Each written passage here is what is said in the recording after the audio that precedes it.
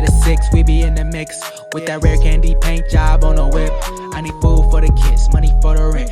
Fuck a lockdown, baby, I can't do that shit. And I don't never vote, cause I'm fucking broke. And either way, I know the police ain't gon' leave me alone. On a plane by the visit Glen Rock, need crypto, told me I should bring the Glock with me. So I packed up my piece and I'm sliding. Cause we might get caught up in a riot. Middle finger Trump, middle finger Biden. Fuck a left, fuck a right, is you riding? Know you love to see it, dudes rocking. Ain't no politics, baby, we just talking. From the birds to the bricks, we be in the mix. With that rare candy paint job on the whip, who you with? I just got back from the DMV. I went the day after the deadline. Bad boy alert. Yeah. Well, it's funny because dude, when I get in there, I was in and out in an hour. I mean, I knew the good one to go to, and the new move. It's like you don't have an appointment, just go during like the middle of the week, like right, a little bit after they open, and it was fine. I get in. This guy is screaming at the DMV clerk. By the way, no black people working at the DMV. Like that's all you hear about, right? Is like, oh, black woman at the DMV. That's not a Bay Area thing. Yeah, I think that's other. Yeah, it was all Indian people. And I was thinking in my head, what if I went in there and I go, where's Chandra? Where is Chandra? You took her job. You know what I mean? Like, get it? What if you're like racist and they're like, oh, he wants like white people working? And be like, no, I want black people working. We get them on board. Everyone's like, take your job. No, this is what the H-1B program has done. But no, it was actually everybody was actually really nice. This guy was screaming at this woman though, screaming at her, and she was like, "Sir," after a while, she's like, "Sir, you got into an accident and signed up for insurance 2 hours after the accident." Based. I know. I was like, and he was arguing, like, those people like that, those like liars that can like just be like, that is not true. Like, those people where you're like, everything is in front of them. Like Dmitry Karamazov, like just everything is there, and they're just lying. Like they're just like, well, I don't know what information you got, but like, what do you do in that case? Because like my insurance is on an app, my State Farm. Like back in the day, I feel like you could have like maybe gotten away with it or something. Like and if you did it like an hour later or something and then filed a claim. But now you got to like a lot of times you have it like on the app or something. Like you're like, hold on, I have insurance. Let me just create an account on my insurance app real fast. Yeah, it's on like the blockchain now. It's like, we saw you got insurance April 2nd, 12:52 p.m. and you also long Solana. Yeah, you bought like, sir, that is your that's your Robin Hood account. Like, this could be yours if you don't say anything. Fuck Robin Hood, dude. Remember when they wouldn't let you sell your GameStop shares when people were like, all right, I made a fuck ton of money, like I'm ready to sell, and they're like, no, you can't for 24 hours, and then it just tanked. It was like another Gamergate. That was like dude. Gamergate. You couldn't sell your GameStop stock. Yeah. Also, inspired many people screaming a certain word, much like Gamergate. Yeah, it's true. No, it's all true. I'm sure when you couldn't sell that GameStop thing, somebody said it. Like not exactly. I mean, maybe only one person, but someone did. Yeah. It was wild. We haven't done a free peasant feed solo episode. Now they've been fiending. They've been well, that's the thing. I've had people say that, like, where they go, oh man, I really like when you guys go solo. I'm like, well, there's a lot of those. We're just too busy. We just got too much heat coming out. Well, not even that. You can go on the other. That just means you're not on the other feed because you would have heard us going solo. That's why it's just like, guys, there's a solution. Didn't take your opportunity for your 40% discount. Didn't leverage. You hate to leverage it. I mean, you hate to be real. They're the person at the DMV that got insurance an hour after colliding with someone, and I'm just going. Sorry. I like how our strategy is just to talk shit about everyone that isn't subbed to paid. Now. That's like our whole strategy. This is when I'm very organized man, of course. That's a joke, but I look at my stuff. I put when the episode out there, I label them peasant feed when they're going to be free. Hell yeah. So, this one I am looking at our subject matter and I'm like, this should not be free. But whatever. I don't care. No. You guys get a taste. Taste. I mean, man, I'm like, you guys know me. I'm not like not a hate guy. You know, I'm not I'm not one of those. Unless and I don't think unless it's Sabrina Carpenter. Yeah, exactly. And then and and also I don't think we are in general, you know, but we clown and we horse and we we went to the Social Security office recently to, you know, my wife name change and everything, you know, I did do all the paperwork. Holy shit, it is an insane system in there, dude. It's crazy. I don't think I've ever been in a Social Security office. And I don't know what what services they offer. You know, I know why we were there, but I don't know. And you know, my wife's she is authentically very organized and very thank God. You know, same here. Otherwise people would think I was a hoarder. Like people would just think I think I was like losing my mind. I'm actually anti-hoarder in our relationship, but that makes sense. That makes sense because you're not the most sentimental person, object wise. My wife and I both very much are. So we have storage units for dead relatives, like just of like things that we probably will never keep, but we just have them. But yes, go on. By the way, we're doing our Disney, our Harry Potter universe YouTube. We're gonna soy face, selfie stick, try every butterbeer flavor. We're doing that that'll be free. But perfect. But yeah, insane. Like, first of all, you schedule an appointment for for like, you know, weeks in advance. Yeah. And we're driving there and we're about to be like maybe 2 minutes late. And, you know, my wife is freaking out about being like legit is like sad that we're going to be late. I'm like, it doesn't matter. And we get there. And of course, and so I actually drop her off right in front and then I park because it was just a crazy parking lot. And then I walk in and there's like this weird little, it's like a cop in front. But there's no, you know, scanner or anything. It's just an open room. And I walk past and the woman cop was like, sir, can I get you? And I'm like, oh no, I'm with her. I'm up there. And she's like, no, I just need to ask you, do you have any guns, knives, blah, blah, blah. I'm like, no. She's like, okay. And they go ahead, packed like sardines. Ton of just like, man, it's crazy. Just like ton of people that are just skipping ahead in line regardless of the system. And this on the same day, by the way, we got in maybe like within half a foot of crashing into very likely an immigrant driver in front of us who just slammed in the middle of like a 35-40 byway, slammed to just turn straight into a parking lot. Now, see, I don't believe that. And then I don't. You're lying. That couldn't have happened. Not as you constructed that. No way. Well, we were kind of arguing. We're not arguing, but we were like, was this an insurance scam kind of thing, or was this? I was like, I don't think it was. I think no, because they don't have insurance. No, and then and then that's why it's it is crazy. I mean, it's like if you're a normal person, because I don't know what the Democrat immigration policy is. It's all just like vibes based, you know, right. And you know, I can see why the more liberal type people are not down with what Trump's doing. I can understand why they feel that way. I don't necessarily agree fully with that or you know with them on that, but it's just all these little things. I think with like people understand like, okay, you know, some guy, not me, although I am a good driver, but a guy has been a perfect driver for like 20 years, has a 15-year-old car, and his insurance rates keep doubling. Right, that guy should be getting a discount. Yeah, but he's not. And it's just like little things like that where it's like, I have a counterpoint to that. Though. Have you ever thought about high-speed rail, my dude? Like just high-speed rail, never driving, no cars. Yeah, so, it's like, well, you don't need a car because you're even if that okay, does that exist now? No, okay, fuck you. You know, it's just kind of so I don't know. It's just interesting. I think normal people just see there's like a certain like when we were growing up, and it was just Mexicans coming across to. Like pick lettuce or whatever, and like they're Steinbeck immigrants. Yeah, and they're generally cool. Like I honestly, and there were people against it back then, but and then at a certain point, I'm just saying for the average normal person, at a certain point, there is a point where people are like, man, I'm paying like $400 a month on my insurance, you know, where it's just like, there's just something like that. Where and then like, some guy who drove from like, you know, the minor league baseball stadium where they destroy a car for charity and they're like driving that car around with like, obviously with just Amazon packages in the back of it. And you're just like, yeah, well, I don't want to be rude. You know, yeah, and it's just, I don't know, it's just interesting.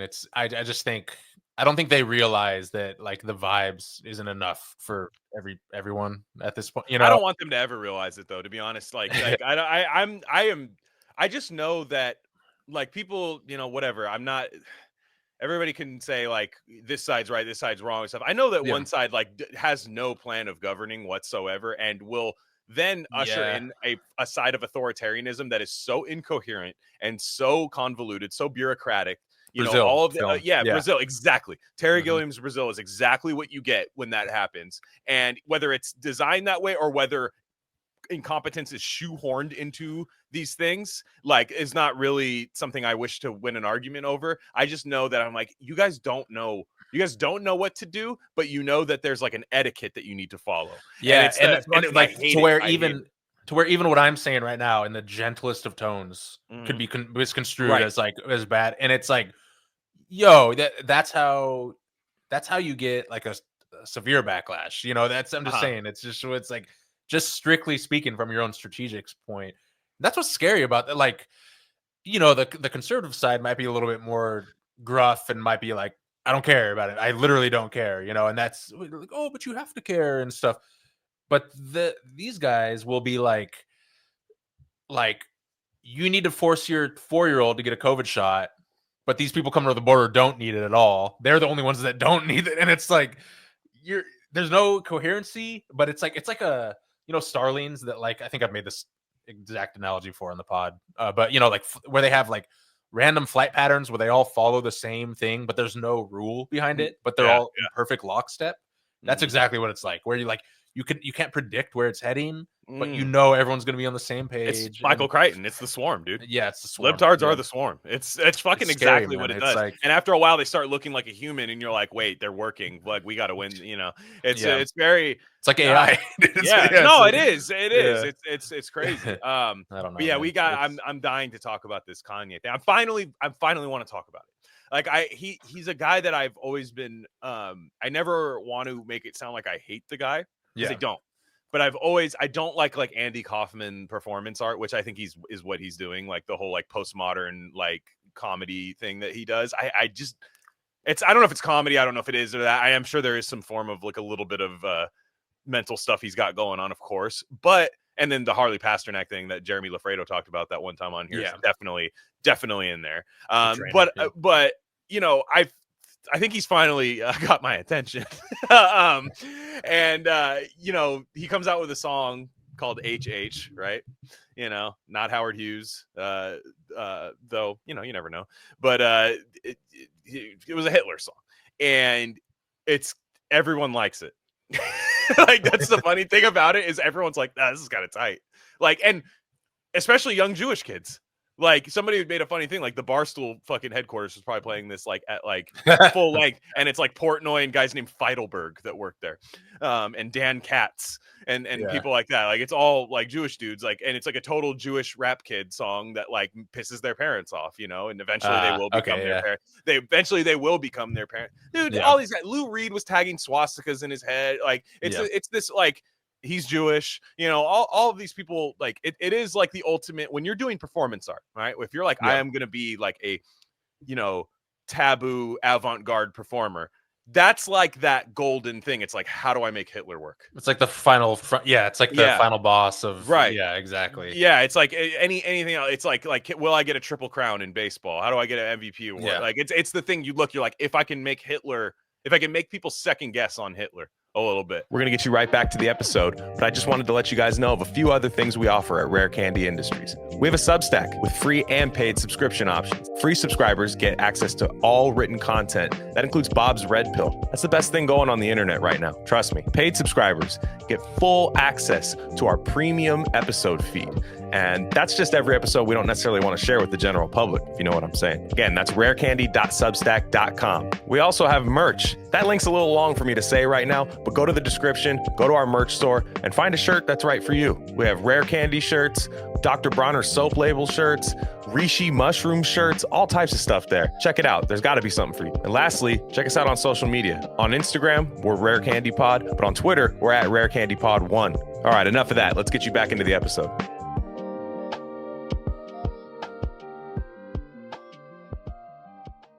Like, you know, and that's still how I view it. And a lot of people disagree because Kanye's fandom is rabid, and my genesis is very similar to yours. I mean, I think it was you and me like together, like sharing the CD, like the College Dropout, going like, wow, you know, this, you know, end of like last 5 minutes of Chappelle Show core music, like just really good. It was at the time, you know, conscious rap, but it was like really well done, like great produced, great samples, all just like, wow. You know, where he lost me, and it wasn't with anything he said, it wasn't anything like that, but I just didn't like the stadium maximalism sound where everything sounds like a 300 battle in the movie 300 is about to happen. And I agree, and then the auto too. I just don't care for that sound in rap a lot of times. And then you know, but then after a while, and Yeezus, I keep going back to it. People love it. It's still not quite for me. Although I love Lou Reed's, to bring him up again, his review of it is really good, actually. And Life of Pablo was like the last one I really liked. I was like, wow, really good. I was like, this album is awesome. Like it was, because it was both kind of minimalist, but also had the lyrics were like, whoa, this dude's saying some crazy shit on breezy, you know, it's very, it's just very, and it had pockets of catchiness, like that song with Post Malone on there, the Fade Away song. Oh gosh, that was a great album. And then, you know, the Jesus one, what didn't work for me, he had a song that I hated so much where it sounded like when you leave your keys in the car and and you're about to like lock them in there, and it's like ding ding ding like that. That's the crux of the beat. I was like, I was like, this is too postmodern for me. I don't like it. And then with this stuff, I heard the Cousins song, which is okay. I don't like it as much as a lot of people, and I'm also not weirded out by it like a lot of people. I just found it to be like, yeah, no shit, like, you know. And then this one, HH, I'm like, I think he might have dropped the atom bomb on rap. I think that's what he did, because right now, if you are a person and you realize you're like, this genre is cooked, and we've been talking about that for a long time. It's been a kind of a theme of this, is that rap is cooked, like cooked. And we were also playing with the idea of, is rap like punk rock, where it's like, was it ever meant to be this 100-year span that a lot of people thought it was? Now the sound, the low end, the drums, those are all still very prevalent, so it's not dying out, but people might be salvaging for parts and creating new genres out of it, which is fine. That's natural progression. But the bomb being dropped is like, what if I just made a straight up Hitler rap song, you know? And he might have other motivations behind it, but now I know, like, if you're Kendrick, whatever retort you have to it's going to sound lame. You know what I'm saying? Because you're gonna, like, I was joking he's gonna make a Churchill song or something, but like he whatever he does back is like not gonna work. You can't really fight back against it. And I think I'm just hoping this is like a true reset of rap, where it's like, okay, what's going on here? And everybody's thrown off by it, and everyone just realizes like, maybe Doechii isn't the best new artist. Maybe, you know, maybe there are no good new artists. Maybe she is the best. That's the sad part, you know. And there's a lot of these that maybe people will step back and look and go, wow, like, people aren't getting excited about rap anymore. Like, they're not going to rap shows in the way that they used to. There's people that, like, when they do, they like die at the Travis Scott show. It's like that's the extremity of all of it, or like, you know, the level of extreme that you go to just to have like a poppin' ass like lit rap show. I hope that that's the case for this. Yeah, I don't know. I just listened to it once. It didn't, obviously you love the no lyrics. Musical. Yeah. Well, I was just thinking of like the who's chanting and who's in the background dancers, you know, like are they his homies, or are they like assigned to all right, you're on the Kanye Heil Hitler song? He probably paid so much over market value for people, and it was probably one of those things. There's like it's like a spread. He has to pay the spread. Oh, I got to fill the Hitler spread to get these dancers. Exactly. No, you got to pay the Hitler tax. It's like a tariff, dude. It's a tariff. Like, and I could see because all those people look like they could have easily been in the Childish Gambino "This Is America" video, like 7 years ago, and you know, like, that's your resume. It's like, I'm looking at your resume. You were in a Gautier live interpretive collaborative dance performance. You were in, you were in Kendrick Lamar's Swimming Pools video. You were in Childish Gambino's This Is America. Wow. And then I look, and you were in Kanye's Heil Hitler video. Yeah. Interesting. Tell me how we got there. Yeah. What I will say about this, and I don't want to say anything, I don't want to make this an episode where we rant about this issue, but where with the recent thing coming out about Harvard, where their whole we're listing all the examples of anti-Semitism that we've experienced on campus, and all this stuff. And the top of the list was my friends ghosted me after I said I was pro-Israel. That's their, that's their thing. My friends won't text me back because they knew you weren't going to pay your part of the tab. Yeah. And quote Glen Rock. No, I had water. I didn't have a cocktail. Yeah. iPhone calculator, dude. No, but I mean, if that's so it's funny that he Venmos you 1812. You're like, dude. But I'm just saying, it's funny. The same week that happened, Kanye drops the Hitler song. That's funny. That's just funny. Well, right? That's funny. And there you could talk me into that. This is not organic either, because I will say, Israel. Again, not trying to make this an Israel episode, because that just becomes the whole episode and stuff. I think we've made our stance pretty clear about that and stuff. But I could see. I'm not. This would be plus 8,000 on the betting market, but I'd be sitting there with $10 wondering. I'd be sitting there with $10. Why the hell not? Okay, you have October 7th, right? You have a lot of things come out about October 7th that, whether you believe them or not, they're definitely out there and not going away, that maybe people start thinking about differently, and you see, it's becoming an issue that, yes, it is, is pro-Israel still very popular, but it's not quite as popular as it used to be, just publicly. And again, not trying to make it about that, but it's not as much. But if you were trying to false flag yourself, wouldn't you just go let's have a guy come out there and make an on the nose song Rabbi walkie-talkie, dude. Rabbi walkie, release the song. Dude, what if that guy, the Rabbi walkie-talkie meme? I was thinking about, what if that was your defensive coordinator? Or where he was up in the booth and he just was a Hasidic Jewish guy or Orthodox Jewish guy, and he was no, I love football. I'm just an Orthodox Jewish guy. And he was, and everyone's him with what's the that guy? And then you lose your bet and you look up where the coach is sitting. You're wait. He's no, it's you know how they're all right, he was on the field for the first 4 weeks of the season. He's going to be up in the booth for these next. We're just trying something different. Yeah. Instead of Tampa 2 safety, it's Tampa Jew. Like I said, and if you're a linebacker and you don't agree with the holding penalty and you look up and you're is that really a coach? Yeah. And then whatever. Again, most of the time, who is the greatest football Jew? Is it Julian Edelman? That's the only one I know. Football Jew. There's probably some old school guy, from the Chicago Bears, Sandy Koufax era. You know what I mean?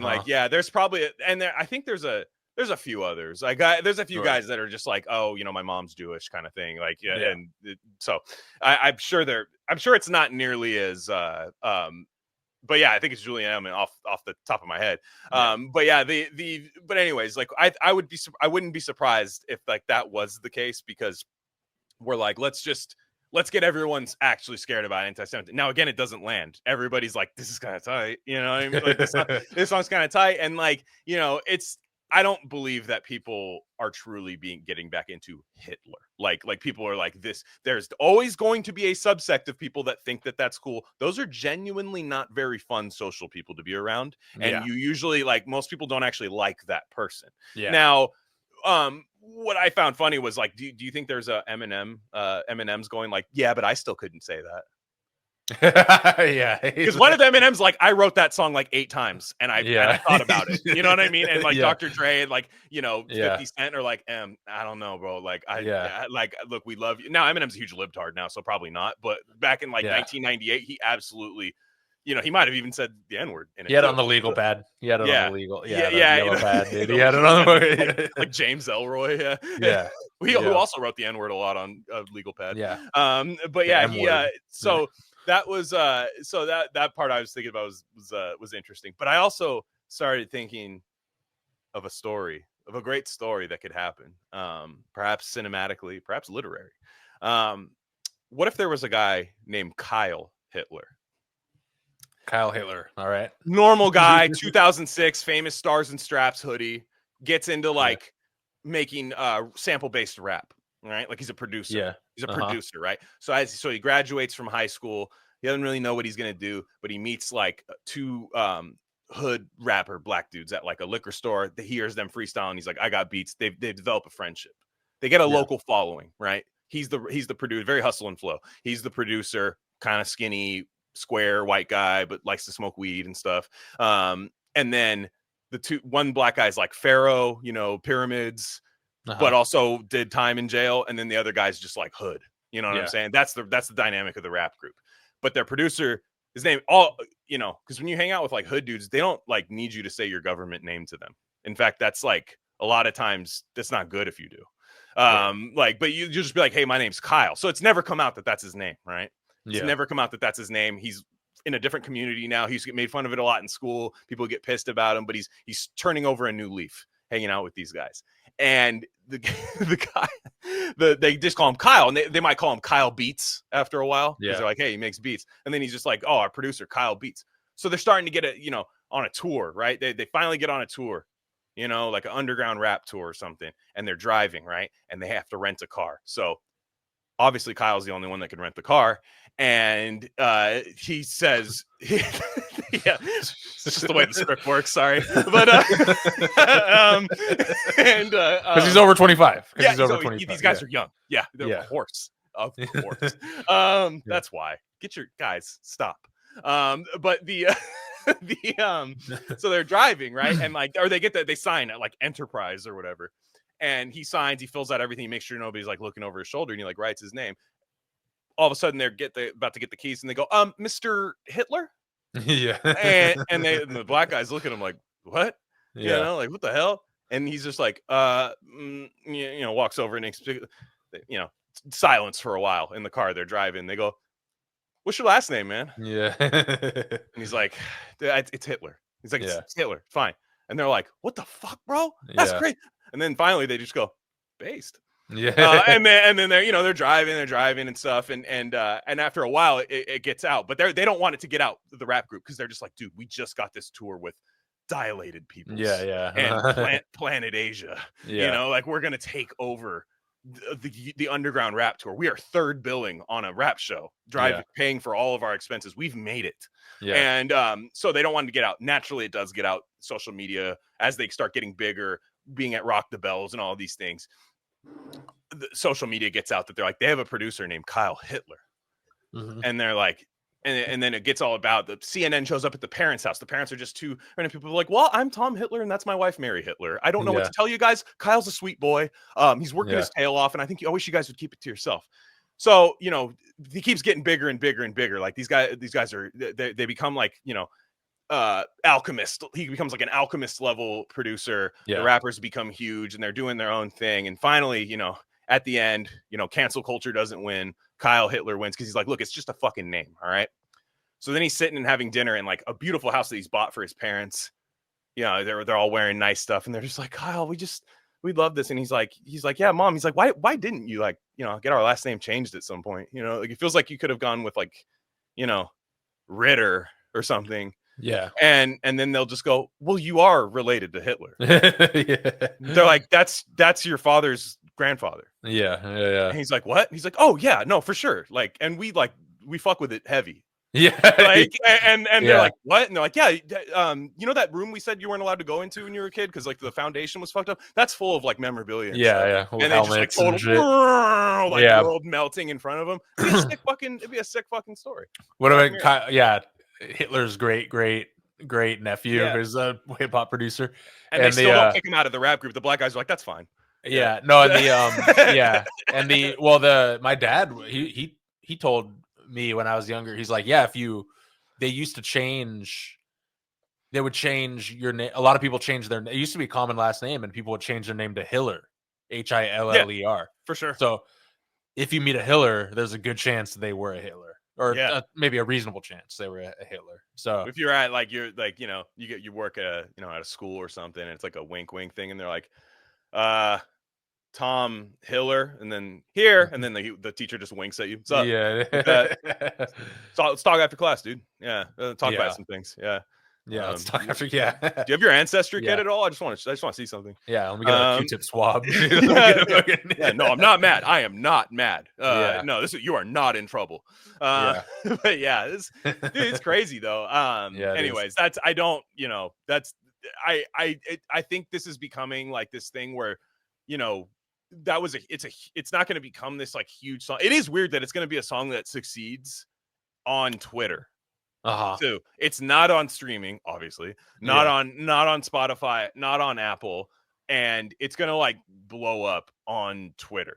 Like, so that's gonna be interesting to see a song that just becomes a Twitter song. Is this thing? So yeah, it'll be interesting. Again, it's still like Kanye's never been like other than when he first came out, the first couple albums. I didn't even really like Graduation that much. Like when everyone was wearing the shutter glasses with the shutters on them, remember? Yeah, like that I was never into that. Like, it was okay, and people love that. I love like the song Barry Bonds, like that was cool. I like pockets of all of it. 808s is fine. I thought it was people hated it when it came out, and I actually thought it was decent. But then it had this resurgence that everybody thinks, because it basically hit that along with T-Pain, essentially creating everything you hear now, whether for good or for bad.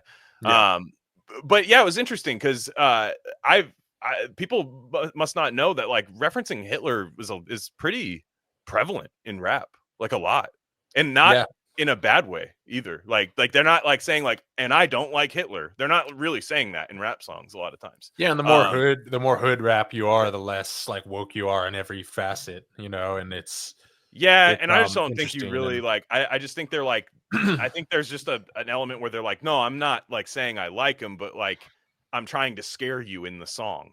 Yeah, I'm trying to sound tough. Well, also like black dudes like anyone who made some crazy shit happen in the world too. Like that is a great. Yeah, they respect the hustle a lot of times. Yeah, they're like look, that's a big reason. Like with Trump too, they're like, he's a boss, dude. They're kind of that's like why they like all the Eagles guys taking pictures with like the selfies with the assassination picture in the White House, and they're like, fuck yeah, dude. Like, remember the one guy that was like Ivanka Trump? That's a he's like live tweeting it, dude. That's a bad bitch, dude. Like, Ivanka Trump shit. Sometimes like. Every fourth picture, I'll be like, "Holy shit, she's fine," and then the rest, I'm like, he's all right," But it's like those, couple, who she reminds me of, who? And it's kind of this is where I say yes more than no. My 7th grade teacher. Do you remember?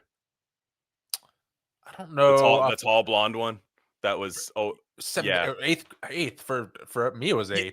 Maybe it might have been. Well, I think it was 7th and I think I had 7th and 8th. Yeah. 8th grade. Yeah, 8th grade. That's you get a little of that. So even my mom, my mom, we did parent teacher. Dude, she was whale tailing at school. Dude, it was crazy. Yeah, my mom. I remember we did parent teacher conference, and like as we're leaving, that's the thing you did back then, I guess. And as we were leaving to get in the car after the thing, she's like, she is so beautiful. Yeah, and she's like clearly, and she's teaching the most like fapping age of all time, dude. Like she's insane. Like, I'm gonna teach 14-year-old boys. Yeah, like not, fuck, it was Crazy. hilarious. Yeah, like because it's like she was specialized, and like all my teachers in middle school, like the main ones where you had like. What is it? Language arts and like social studies with. Yeah, where you'd have like the big combined block class. Like they were all like 20-something like hot chicks too. Yeah, like remember the hippie one I had and everything. Like it was just like. And the ex cheerleader one. Remember that one? I was like, what are they doing here? Who she legit like loved the attention. I think that one in particular was look at what happens now. I know. Look at what happens now. Once a week.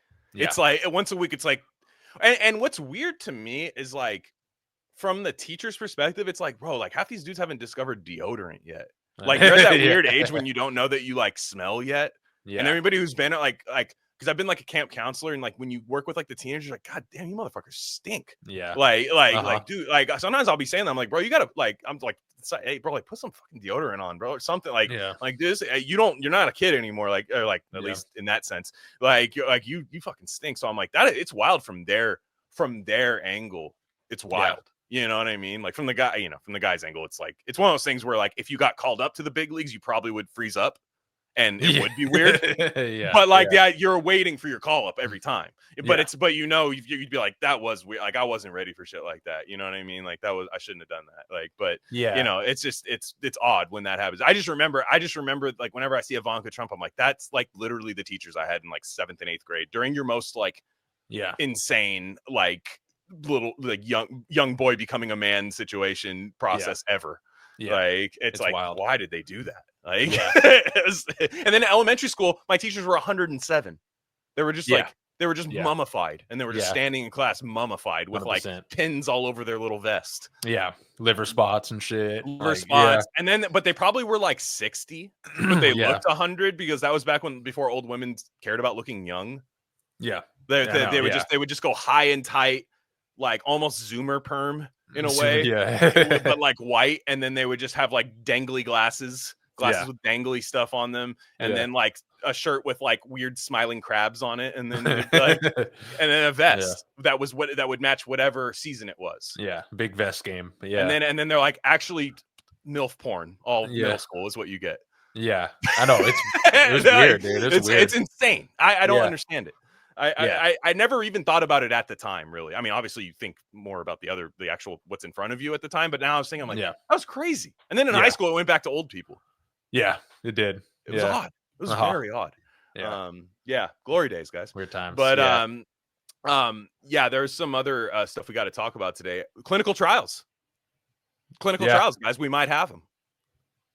For the vaccine, for the placebo trials. Placebo. It's kind of a hard change up. That's not my best transition. Which is anyways, all my teachers were hot. Anyways, vaccine. Well, I did have one more rap take. I was telling you earlier. Oh, please. And it's nothing new, but I just it's so funny to me how like the aristocratic, kind of cultured white liberal elite, longed rap at the absolute top. Like they like kind of when we were kind of like, it's getting gay again, after like 90s and 2000, that's just like where Brady it was like Bitcoin, really good. The Brady Bitcoin, 100%, and it's like, where they're giving Kendrick Pulitzers and shit and all this stuff, and the fake ass snapshot of him, and it's not fake. It's like orchestrated snapshot, like candid snapshot of him at UCLA psychology class, like studying really hard. I'm like, god, that's what you need, psychology. It's at like, UCLA, exactly. Doesn't call Drake gay once. I know. Or did he? I don't know. Maybe he did, but it didn't land. I'm like, all you have to do is call him gay, dude. Like it's not that hard. And it's just I don't know. It's funny because like Anthony Fantano, like having to pretend that the Lil Yachty album is like some cultural touchstone or something, like I'm not even hating, it's like he's fine, but it's like this song, like, Sour Skittles on Her Pussy, is like my favorite fucking song ever. This isn't high art, it's better than the new Burzum. I mean, it's better. I just have to tell you. And it's just funny to me, and it's they missed all of 2006 hyphy, like the real retarded shit that was actually tight. They didn't they weren't in the streets. They weren't shooting in the gym with us. And it's like I'm past even that underground stuff that I was kind of poking fun at, like Planet Asia, Dilated Peoples. Like it's tough for me to listen to it now. Like it doesn't. That's the stuff that I thought I'd listen to forever, and then like the Lil Wayne like shit that was happening. That stuff sounds better to me now than like the underground stuff does. I think that was you just get in that, like, it's about in the time I would have thought Camus was good. Is when I liked underground rap and stuff, and you just think it's kind of midwit. I'll just say it. Like it just is. And then but you're right. Like it's like all these people, and then like they like these random SoundCloud rappers where they're like, I killed my cousin yesterday. And here's his address, and the knife is still there. I fucking hate that stuff too. I hate that stuff a lot because I'm like, the biggest revelation people love to talk, and I want to do an episode on this guy because I don't think he gets covered honestly. Not at least in our, amongst our, community and stuff, is Tupac, where people go, Tupac like wasn't really a thug. He was like, he was an actor. And I'm like, I know he was a really good actor. Like he was really good at it. Ozzy Osbourne doesn't ride on a horse decapitating people. And also I got news for you on a lot of the other rappers too. It wasn't just him. It wasn't just him. It's like, and that's what, like, honestly, the Diddy thing's kind of a flop. Like it never really took off like people thought it was going to be, like the whole Diddy gate thing. Like it just feels kind of like dumb, to be honest. And I remember wanting to get into it, and I was like, nah, there's just not that much that's funny about this. And then, but that's I don't even know. I can't even remember what I was going to say there. But yeah, it's just there's not this there's just not this like kind of excitement about it anymore. It's like it became globalized. We talked about the lack of like territorial rap. You know what I'm saying? Like the lack of like, wow, look at what Atlanta's doing now. And look at what, Houston's doing now. Now, granted, there is some like Texas. I've seen that Mexican dude with the cowboy hat that Kelby always posts. That guy's pretty cool. But like that's fun. That looks like that is supremely like Southwest or Gulf music, that is exactly like that whole span. That's I could see that. That sounds really cool. LA rap is just like guys wearing like Nike Roches and like weird dangly earrings, and they're just like, I can't I put agave syrup on my pancakes, like, and it's over a Flying Lotus beat, and you're like, oh great, this is fucking fantastic. Like, wow, we're still doing Adult Swim rap in LA. I thought that was supposed to last for like 2 years. And that stuff happens. People aren't like, and it's weird because like it's not like the crime stats went down. You know what I mean? It's not like the crime, like we're just like, wow, we just kind of got rid of a lot of the crime. You're like, no, there's like literal people that will slice your fucking throat open on the streets and stuff, and it's like none of this reflects that though. Yeah, because it's not as like glamorized now. It's all out in the open, and it's now you can't. It's not like a mystique of like, damn, what are these places I'd never go in the Bay Area or LA? Like, what are those guys up to? Now it's just like the Walmart greeter gets, punched in the face by like a I don't know, like a Down syndrome kid or something, or some like, and playing not even like a race thing, just like completely, and playing over the loudspeaker while the Walmart guy is grasping at the blood on the floor while he's trying to like get attention and help while everyone's filming him would be the new Doechii song sampling Somebody I Used to Know. That's what's playing over there, dude. And that's the thing. It's just sampling has just gotten so lazy. It's the worst. So lazy. I actually think there should be authoritarian, like anti-sampling laws now. Like I actually take the side of record executives and people who own the masters of these songs, not because you shouldn't be allowed to sample music, but because what you've done with it, you need to be oppressed a little bit more. Yeah, and it's just not. You have to make it better. It's kind of like Abdul Carter trying to wear, like Lawrence Taylor's number. Yeah, it's just like, it's like, bro, like until I can see it, like I'm not gonna allow that to happen. It's just. Yeah, and that's the thing. So many of the hits are just so because it's TikTok. It's everything's made for like a 10-second TikTok loop now, and they just have this weird, Sam. It used to, and there was always a range of samples. Even in the 90s, there were good and bad samples. Yeah, sure. Yeah, and there were like, man, he did not flip that. He just like, I mean, the biggest offender, and people, it's like an institutional song, but like Juicy, you know what I mean? Like that's not a good flip of a sample. Now it's already like kind of rap as it is, like the beat itself is kind of rap, so it's bad. But there was at least an element of fire. Well, and he stole that from Pete Rock, who did flip it hard. That's the thing. But that's not a hit. That wouldn't have been a hit. Exactly. I will say that's my thing. I do love the Pete Rock Juicy thing. It's not a hit though. Yeah, like that. So what you're saying, I get like what they did with all of that is like that's a sick ass beat. Like that should be played at freestyles at like rap shows and stuff. Like that's really good. But we're trying to make a hit record. It's Diddy, guys. Diddy's got some stuff he's got to pay for.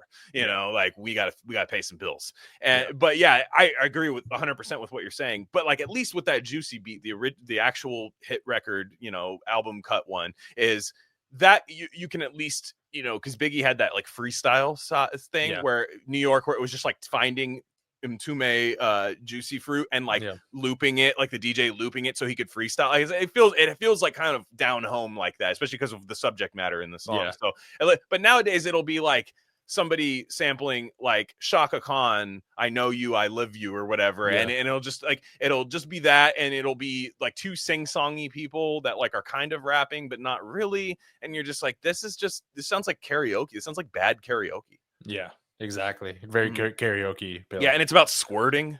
Yeah. You're just like, oh great, I love a new girl song about squirting. Yeah.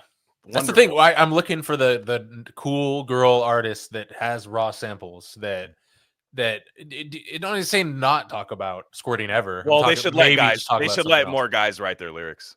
Yeah, like ghostwrite. Yeah, I mean, which is already what guys do for other guys. Lil Kim is like clearly it's Biggie. Yeah. When you listen, you're just like, that's clearly Biggie or Jay-Z, like one of the two. But like Jay-Z is Biggie also, so it's the same, same rhyme style. And you're just like, I'm like starting to think like these girls actually do write their songs now, and it's like this is bad. Yeah. Like, you know, it's like that's the thing is like it's the whole Jack thing, like that with Vanity and stuff like that. It's like it was so fake that it's actually wow, this actually works. You know, it's like so just like this girl's up there and she's just a plaything for this guy, and that's everyone's relationship with it is a very eroticized like sexual relationship with it and stuff. And now it's just a woman. This is the other one where she's like sponsored about squirting, and it's like wow, now she's got a new Heinz commercial that my grandparents don't know the joke in the commercial. They're like, what is the joke? But she's talking about squirting Heinz mustard on a hot dog, and then wet ass pussy instrumentals playing in the background. It's like wow, great, love this. And it's Will Arnett going, are you squirting too much lately? You're squirting the Heinz mustard. What $500,000. What are you doing with that? I get sexual with Reese's cups. That dude's voiceover career is going so crazy. I know right now. It's that's all he needs to do for the rest of his life is just crazy. Like it's like I'm horny. Here's a Reese's. It's like always just commercial stuff. Will and Megan the Stallion collab. I call my wife peanut butter and I'm chocolate. We fuck all the time. Not Amy Poehler, a new girl. But Amy Poehler is not as neither of the components. She takes 30,000 from me a month, and that's why all I can eat is Reese's. 30,000. That's crazy. I looked up Tom Cruise because you remember like Tom Cruise and Katie Holmes, how they had that girl but they gave her like an Asian name, but she's not Asian. Her name was like Surrey or something. It was like it was like something weird, something Scientologist last name. So it was like SRUI, but she was just like so like my wife like Googled her and was just like, oh, you know, she's like growing up now or whatever, looks just like Katie Holmes and stuff. But I was looking up, I was like, what does Tom owe in like, you know, child support? What it like because he turned 18, he's probably just like fucking finally. And because dude, it wasn't as bad as I thought. It was $33,000 a month, which is obviously crazy, but like I've seen Nas was like 100. And Nas for some reason black people get like black moms get the craziest. Like I have a feeling there's more receipts. Rich. I have a feeling there's more incriminating receipts. Well, because no, I mean I said this 30, on think about it, like 30. That's $300,000. That's like for 10 years, $3 million. That's like nothing off Tom Cruise. He makes that up off like. He sweats that interest off on his on his. He's like, what did I go to Nobu last night? Or child support. He's making that like that's like a margin. That's like a margin of error on his like investment account right there. That's it. The Nas one was nuts. The Nas one was $51,01 per month, dude. 51,000 a month, and that was to Khalees, the milkshake lady. And and dude, it's so funny because her YouTube thing now, she's like a homesteader YouTube, like kind of like Erykah Badu, like I got a farm with like of course you have a sick ass farm with alpacas and like you make all your own milk there, and she's just like it just feels so good to relax, and Nas is like you fucking dumb. Like he's probably watching this right now like bitch, I will kill all your livestock right now. Do you have to pay do you have to pay taxes on if you're Khalees? Do you have to pay taxes on that? Probably not. I'm wondering, like, I'm just obsessed with what you do and don't have to pay taxes on these days. Again, not related to any, you know, issues or anything. Let's see. So I'm guessing that state of New York that they were doing. Do you? Because they tax you on every transaction anyway, you know, and it's just. I'm just trying to see. No, you do not have to pay taxes on child support payments either as the recipient or the payer But by the way, Nas, you actually owe the IRS $10,000 now for paying.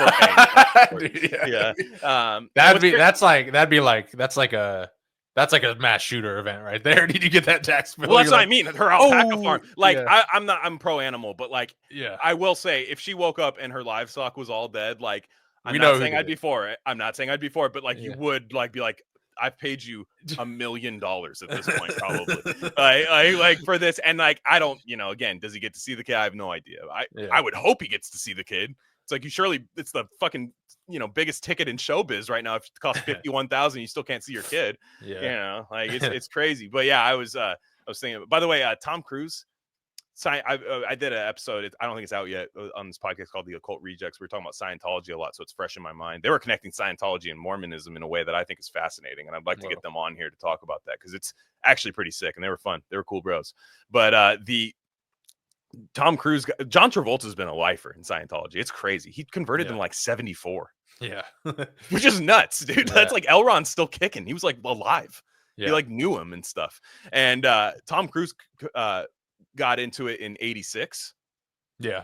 But it was because of his wife, which I think is beta. That's crazy. You should never listen to your wife about like a new religion ever. Like you should just start like the Ninja Blender when they start talking and they hear a religion. You're just like, what? And then he terrorized all his subsequent wives to convert to Scientology. So it infected, it spread like a virus. He didn't want to see Suri anymore because she wasn't Scientologist. He's like, you got some work to do. You're literally an OT3 at this point at the highest. I'm OT8. I can't be seen with you. Sea Org, dude. Yeah. Yeah, it was. I think it's OT8, and Travolta got a special title from L. Ron Hubbard called like Crack. It was almost like the Kraken. It sounds like the Kraken or whatever. And he was like, they're both, so Travolta and Cruise are both OT level 8s, I think. Yeah. Which I don't know what that means. I think the Thetans at this point, Thetans, whatever it's called. Yeah. But then Travolta got that extra thing that Tom Cruise never could get. So like they had beef, I guess. Yeah. I would convert to Scientology if they let me fly planes. Well, in a heartbeat. You've already put your feelers out there by talking about the taxes already. I know how they could get you. Yeah. Exactly. Yeah, just like, hey, you don't have to pay taxes anymore. I'm in. Yeah, you could just treat the sweat lodge like a fucking darkness retreat. Exactly. You're just like, oh, I'm smarter than you now. Actually, jokes on you. You didn't torture me at all. I'm Aaron Rodgers. Yeah. It's like I'm gonna go play quarterback now. I actually had amazing realizations during that period. So thank you. Yeah. Exactly. Anyways, we were supposed to talk about clinical trials. Yes, clinical trials. Yeah. So I don't know the exact language of it, but it was Jay Bhattacharya came in there and did a couple nice things right off the bat, right? Mm-hmm. Is that what happened? Jay? Yeah, he's cool. I think he's very. You just listen to 10 seconds of that dude's voice. I get, and this is probably kind of racist, but like I get him confused with Vinay Prasad, who I'm not a big fan of. Yeah, Bhattacharya is cool as fuck. Yeah, and he's different. He's different than Vinay Prasad, I think. Yeah, what's crazy? I was on Twitter today, and there's like this fake Vinay Prasad account, but it looked legit, and it had hella followers. So I was like, "Is this?" But the account was trashing RFK for his latest Surgeon General appointment. And I was like, "Damn, is Vivek getting knee deep in this?" I was like, "Damn, is this?" But it wasn't him. But you said Vivek too, by the way, which is kind of funny. What is it? Vivek? Vinay. I think it's Vinay Prasad. Oh, I thought you meant Vivek. No, because there's two guys that are like Indian doctor guys about COVID, and I to be honest, Vivek, I felt Vinay Prasad. Yeah, I'm not a huge fan of him. Nah, UCSF, bro. I'll never fuck you, CSF, dude. I'll never fuck with anyone from that organization. Well, Jay Bhattacharya is Stanford, and I typically don't really like Stanford that much. So yeah, but it's like if Stanford has that like 2% base population, they prove themselves. They're like Scott Atlas, Jay Bhattacharya, where they're like, this shit's gay, and they said it publicly, right? Wasn't Ionitis Stanford guy? Yeah, and although he's kind of a pussy, he's not exactly. He's just a pussy. Yeah, he spoke out like during a very critical time, so I'll always give him credit for that. Yeah, he said it when like truly you could not say it. He's just like I don't hold everyone to some crazy standard like some people do, but like in pre-COVID in 2018, he called Moderna a Ponzi scheme. He's like, this shit is not. And then he recommended their vaccine in 2021. It's like, what the fuck are you doing, bro? Like, what are you like? You don't have to do this. Ponzi scheme, and I got in on it. Yeah, you guys should get it. Yeah, no, but Vinay Prasad, he has that. His early because he podcasted. His early takes are rough, dude, and also he's like a ivermectin hater to the extreme. Yeah, which I'm like, it's always a hang up with some of those guys. Like, bro, like you're hating aspirin. Like, what the fuck? Like, what you're hating like a harmless drug? Like, fuck off, dude. Like, it's yeah. Anyway, so yeah, for sure. He's not very peaty. He's not very peaty if he hates aspirin. I'll tell you that much. Yeah. But Jay's cool. Yeah, but the clinical trials where like you sent me the sweaty button meme where it's like we've always had placebo controlled clinical trials, or it's unethical to do it. And the unethical thing is such bullshit because they do this sleight of hand where they're like, kids will die if we don't give them vaccines, which isn't true, but that's truly what they believe. It's foundational in their belief. That's truly they're thinking polio and smallpox and shit. But they're like, therefore, we need to give boys the Gardasil vaccine so they don't get cervical cancer or it's unethical not to give it to. And it's like, no, you don't get to claim. And also, boys can have a cervix. You fucking exactly. Yeah, it's all connected. Maybe that's what started it, dude. Maybe Gardasil. I bet you Gardasil is like, what if boys had pussies? Yeah, like the guy, they're all like twiddling their thumbs in the Gardasil meeting. They're like, guys, the messaging is not getting across. All right, dude. What if all trans is just to save Gardasil face, dude? They're like in the back of the book, like this guy's like, okay, guys, like don't hate, but I just noticed like nobody's saying anything right now. But this is in the back of my notebook. But like, what if boys had pussies? And they're like, what? And it's like 1998 or something. Yeah. Or I don't know. And they're like, what? And then he's like, but girls have dicks too. Like, so we'll do both. Like, they can get prostate cancer or some shit. Like, we'll do some shit like that too. And they're like, oh, okay. And he's like, it's like Elf, and then where he leaves the notebook, and they're like, there's gold in here, dude. There's some gold. They're like, thank you, Kyle. Yeah. And he's like, yes, I'm Kyle H. Kyle Hiller. That's my name. I'm not even like that would be something Pharma would do, like boosting the trans thing just to save face on like a you ever go to that one neighborhood in LA where they all hang out? Yeah, like what if that was the world? You know, like what if we all just did that? And it's like, look, we got all these other products that we could get in on too, to like, you know, give you hormones and things. Like, but what if, to get the boys to take the vaccine, they're like, but what if one day you have a pussy? Think about that. Yeah. What if your pussy is, we Stumptown you? Yeah. Grind that bad boy up, pulled pork, you know what I'm saying? Yank right back up in there. And everyone's like, one guy's vomiting in the trash can, but he's like, thumbs up. He's like, thumbs up. No, that'll work. You guys vomit. Stock price soars the next day. Like Team America World Police vomiting in the corner. There's like projectile all over the place. From the 5 to the 6, we be in the mix. With that red candy paint job on the wheel. I need food for the kids, money for the rent. Fuck a lockdown, baby, can't do shit.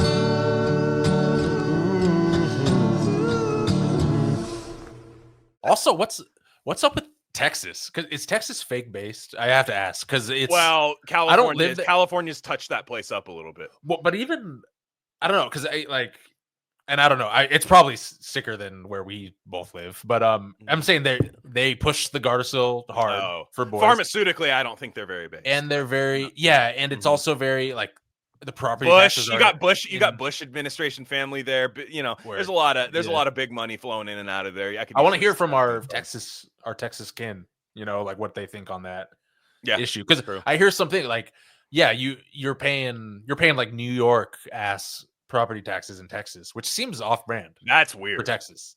Yeah, that's how they make their money. It's property taxes in Texas, which is they got way too many guns to be doing shit like that. Yeah, I mean it begs the question. Yeah, I don't know. All of a sudden, a guy shows up at a gun. Pay your property tax, partner. Yeah. you do your deed. Yeah. This is what puts schools up in our neighborhood. Yeah. So I can see that, but I don't know. Maybe.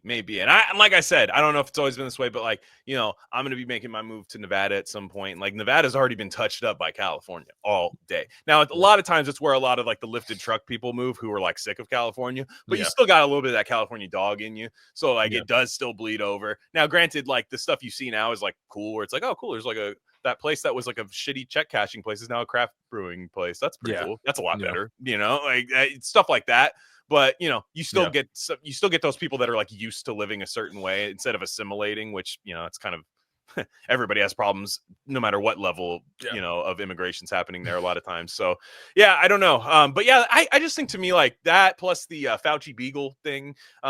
Again, there's a lot of people already, and I get it. I think you still need to have this energy, even though sometimes people like attack you and you get conspiratorial whenever you like support like somebody in an administrative position, like doing something.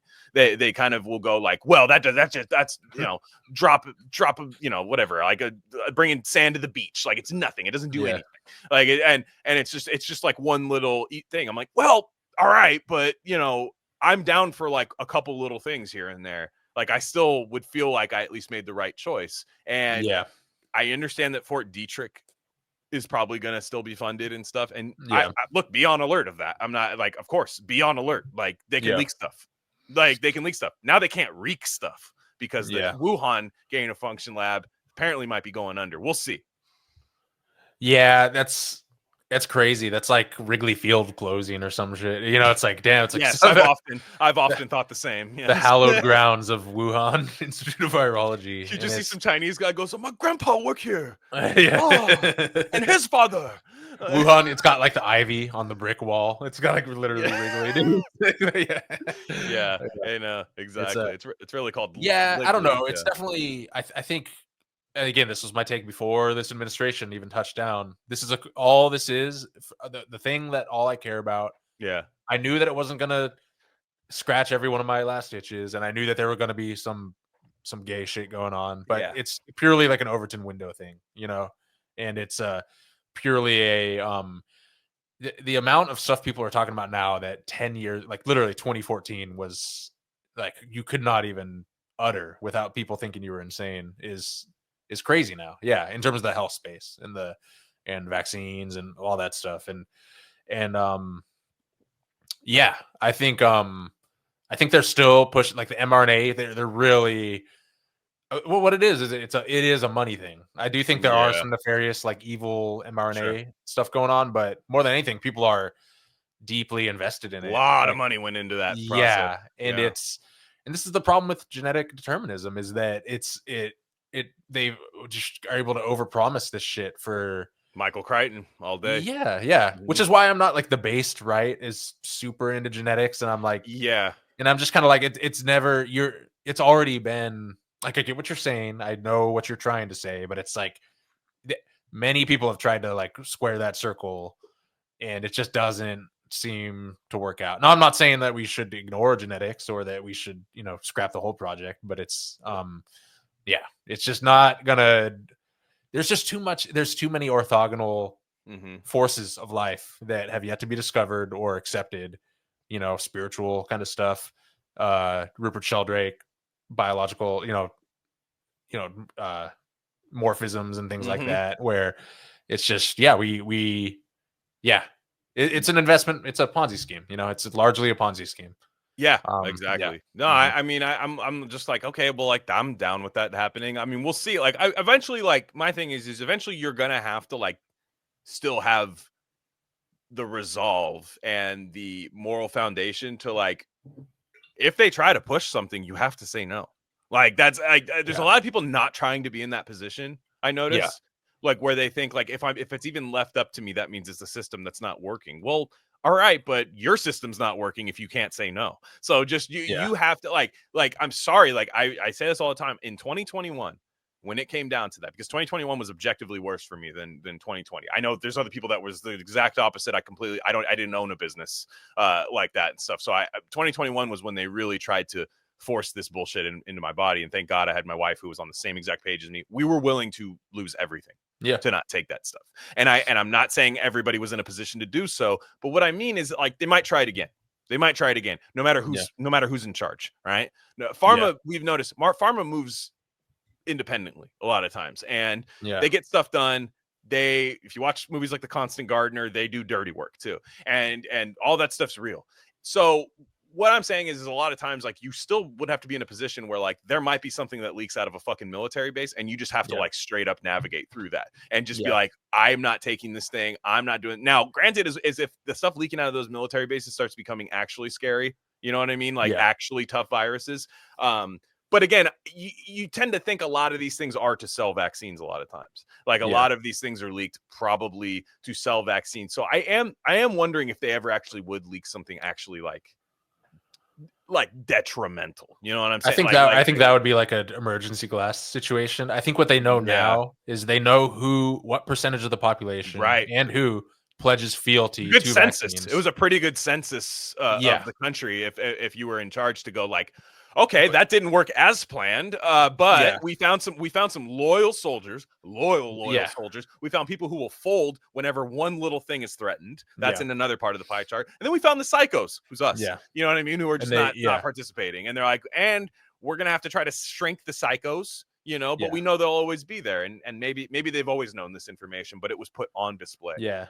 Although I do say like they did, I think they did overplay their hands, and the universe arcs towards the truth. So it's not, you can't, you know, it's like they are very competent in what they do, but you can't just scam everyone forever. You know, it's just not a sustainable thing on the universal timeline. And yeah, so I'm hopeful. I'm white pilled, you know, and all that. But it's interesting to say the least. Are you popeful?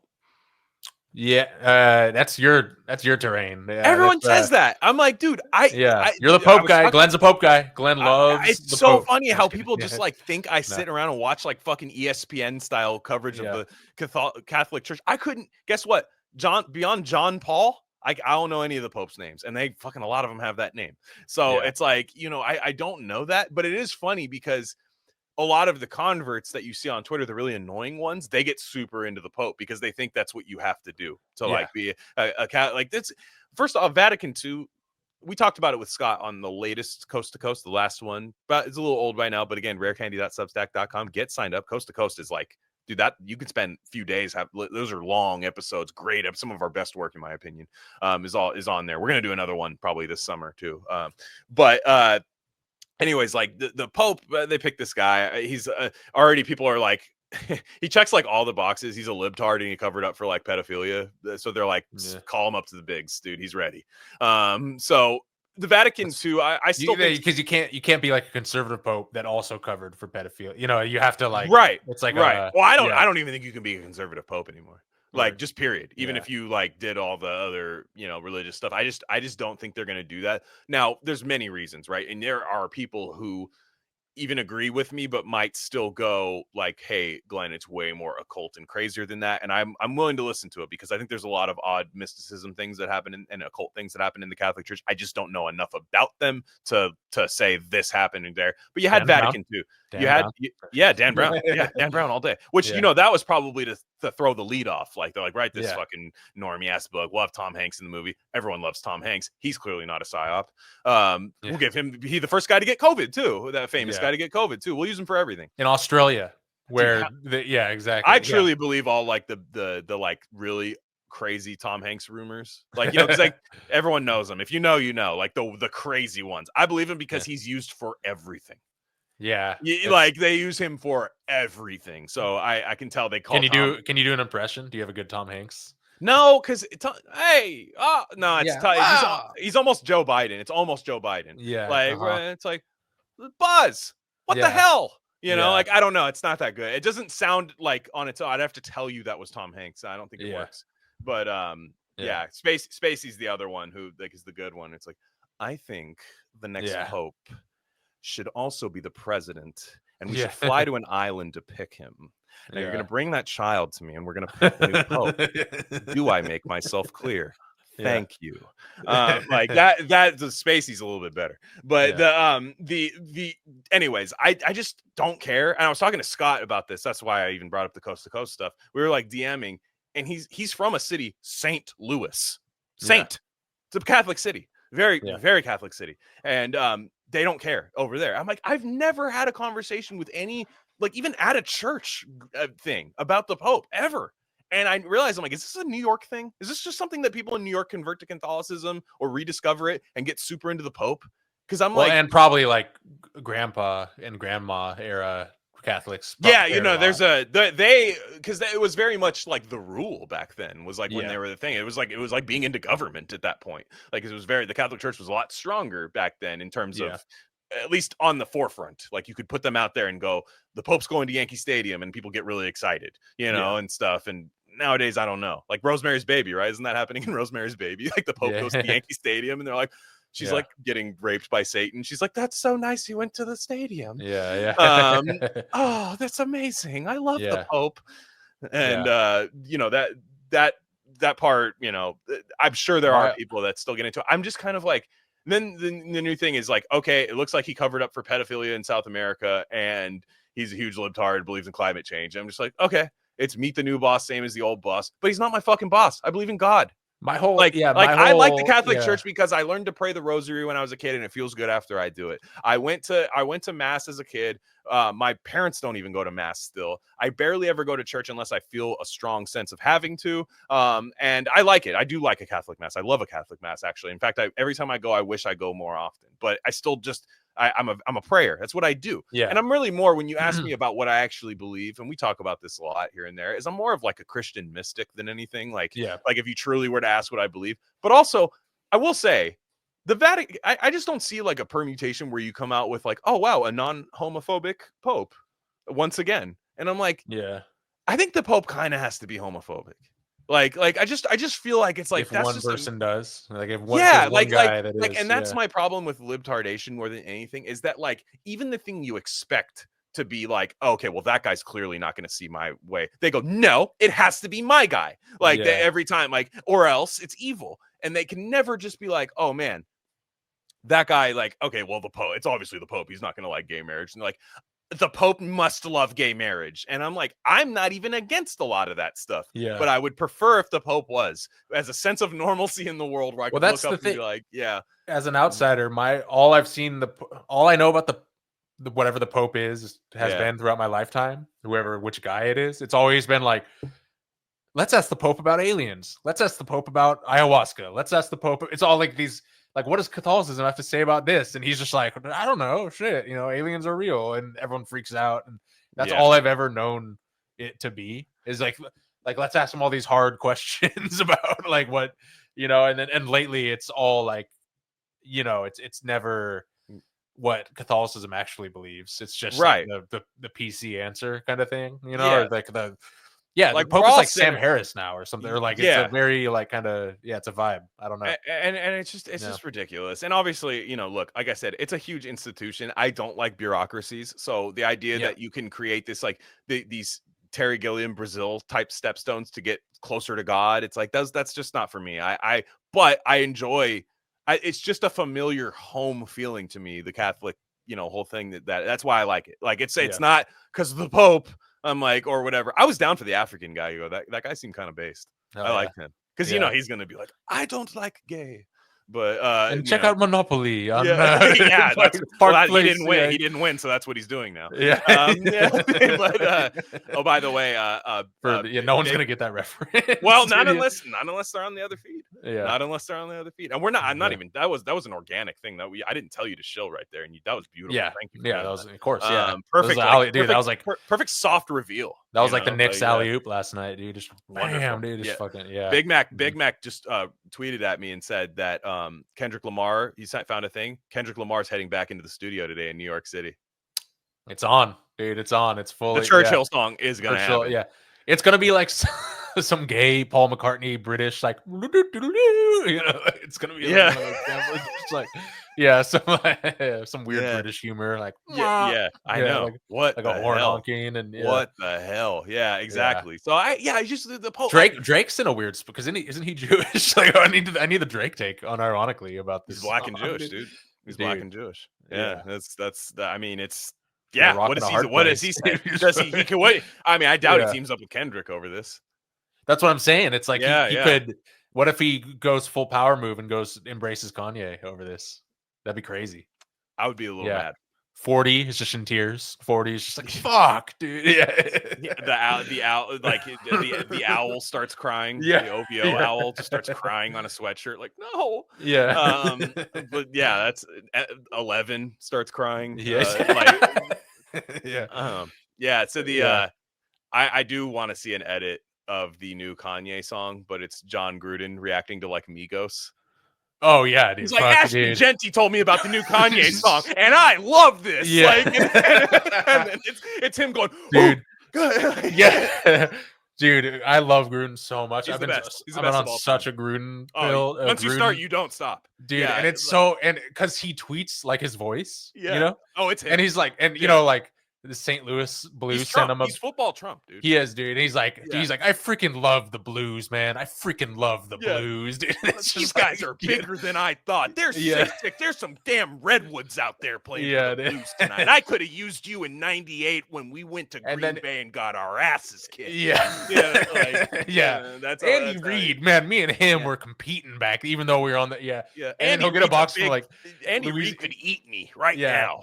He'll get like a box from like Louisiana State, like the Raging Cajuns. Have you ever seen something like this? Look at this helmet. Look at this fucking helmet, guys. I'll tell you right now, I'm gonna rage with some Cajuns. Max fucking Crosby, man. Look at this guy, dude. Dude, how big is his house? Scout telling me draft Max Crosby, and I said, "All right, man, I will." Don't you notice how he has like a new room in his house every time? It's like how big is your? Is it the size of like Delaware or something? Dude, he's like, and this is my room where I hide all my boutique D2 hockey memorabilia people send me. And you're like, it's like in another area code. I had the exact same thought. And then I'm legit jealous because it's the best. I want, whenever I see like Larry David on Curb or like with where he rents an office, or like Gruden, where anytime you're in like the 8-9 figures range, when you're in that net worth, and you're and you can just like, and again, I'm joking. I love spending time with my wife. I could spend all the time with my wife, but just having like being like rich enough to like buy a warehouse that you can just escape to anytime and just like have a fucking, have like a Ashton Genty room. Like we just added on a Genty room, and look at this guy, number 2 on the Raiders. Yeah, they gave him the number. Exactly. I'd be so pumped about that. And I know I love Gruden every time, and he's like, he's starting to like learn how the internet works, which I love. Like where you like, we don't want him to become hyper aware, but it's funny, every new thing he learns, he just uses it instead of like falling into the new influencer thing. He just absorbs it into his personality, and it's really great. Where he'll just be like, today we're trying street tacos here, and they got pineapple on these things. I'll tell you, I used to eat these at Ricky's Sports Bar, and if I told Ricky, rest in peace, to put to put pineapples on my tacos, he would have thought, Coach, that's worse than your 4th down decision the other day against New England. And like, and it's every time, and people love him. The best thing in the world, he's such a leader of men. And I say this as somebody who criticized him a lot when he was coaching my team both times. But run game's a little weak. Run game's a little weak. No. I think everything he does on the field is great. He tried to draft all the players, and you notice he falls in love with anyone that talks to him. So it's like, he's like Joe Rogan in a sense. Like Joe Rogan would be the worst GM of all time. So you're just like, that guy was really smart. That guy was really smart. That guy was really smart. And and you just be like, well, no, you have to have like a type that you actually go for, and like, So anyways, it was a bad talent evaluator, but I think he's one of the best leaders ever. And so, but he'll talk to people, and you'll see these dudes that are making like 23 million a year in the NFL. You can't tell them shit. This guy's not their coach, but he'll go on there, and they become like college students around him. And like, he shows them and he goes, what's that TikTok you do with your girlfriend? And then the coach tell you to do that, huh? What are you doing, you idiot? Like, he'll just start saying stuff like that, push them, prod people, and he'll go, hey, you could probably lift that car up over there, couldn't you, huh? You know, and like, he would be a great like CIA recruiter for like a patsy or something, like to do a thing like that. Be like, hey, you could shoot that guy over there, couldn't you? Like, you could change the world. You could be a star if you wanted to. I saw your tape. And it's like very, I'm not one of those like reactionary types that's like, he said something, with the whole drama around him, like, oh, he's instantly cool, but it does make all his because he clearly doesn't hate black people at all. Like, it's quite the opposite, know, and it just makes his comments all the more funny, like all this shit he said, and then like no one. I still think the Goodell comments got him fired, and then they just blamed the racist one for the thing, because he called Goodell an anti-football pussy, which is like that. Where's the lie? Which, by the way, every based NFL guy says the same thing. Rodgers, all the fucking, they all hate Goodell. And again, it's commissioner. You're not supposed to love the commissioner of the sport. No. Like, it's kind of like one of those. It's like you don't love the principal at school. It's like it's just the Pope's homophobic. It's just these things that you're like, I'm not in the Black Iron prison right now. Like, this is great. So and my dad coached the Black Iron prison at Indiana. That's what we called the D-line in 1978. That was a scheme we had. It was a 4-4. Let me tell you, those guys up front, the Black Iron prison. We had a guard named Rich Hodgkins, and Jim Ridgeolds was our center. Jim would get out in space, and he'll whack you. He'll get up in your face and boom. Like that. So he's like Trump and John Madden combined. I love how I love this about college. Or about football coaches in general. And I remember we had some guy, some weird, like almost like quasi NFL guy come and speak to us when we were juniors or seniors. That's like the big coaches, like, we got a special treat. I want you to listen up. He was cut from 3 different practice squads. Exactly. Now you fucking listen up right now, or you're all running. I'm fucking out there listening. You listen to this practice squad, asshole. Yeah. But I love Gruden's like they hire to go talk to like the Wisconsin Badgers, which is raw, which is tight. Dude. I love that, dude. It's like, and everyone, and now he's so viral that like even these like dumb Zoomers who don't know who like Tupac is and stuff, they're like, oh, I know who that guy is because I see him everywhere because he's a star. So like even if like these guys aren't like into football but they just play it, they're just like, this guy's a star. And I'm like, I mean, to me, selfishly, the thing is, the beauty of him truly is that he wants to coach again really bad. Like really bad. And he will pick the perfect job comes to him. He will leave it all. Now, that being said, none of us want him to coach again. Like we all want him to stay on YouTube because it's amazing. And it's just, I can watch him I could watch him comment on the fucking paint in the building for like an hour. I could watch him read a shopping list to me, like any of this stuff. But he still attacks this stuff like it's a coaching job. Like, and to be honest, like Barstool, like I grew up, like not grew up, but like in my adult life, that was like my first foray into like YouTube was watching Barstool stuff. And I've always had love for Dave Portnoy. I know he gets like shit on a lot and stuff from everybody, like literally everybody shits on him. But right now he's just being an idiot. So like this whole like fucking idiot. It's fucking, I swear to God, dude. Like the fucking comes with the turf, dude. The whole like I'm atheist. I don't believe in God. I don't believe. Oh my gosh, somebody put a Jews suck thing on my bar where it's clearly a rowdy Barstool bar. That's how they market it and like edgy and stuff. Okay, whatever. And then it's 5-alarm fire. We need to take trips to Auschwitz. We need to take trips to Auschwitz. Like it's just what if somebody found out that some of the stuff we said and took it completely out of context and said like we were just evil, you know what I'm saying? Yeah. And like they were like, we need you to take a trip to Auschwitz for this. And we're just like, my calendar is just fucking, like I just don't have time. Like I'd love to go. No, I've literally always wanted to go.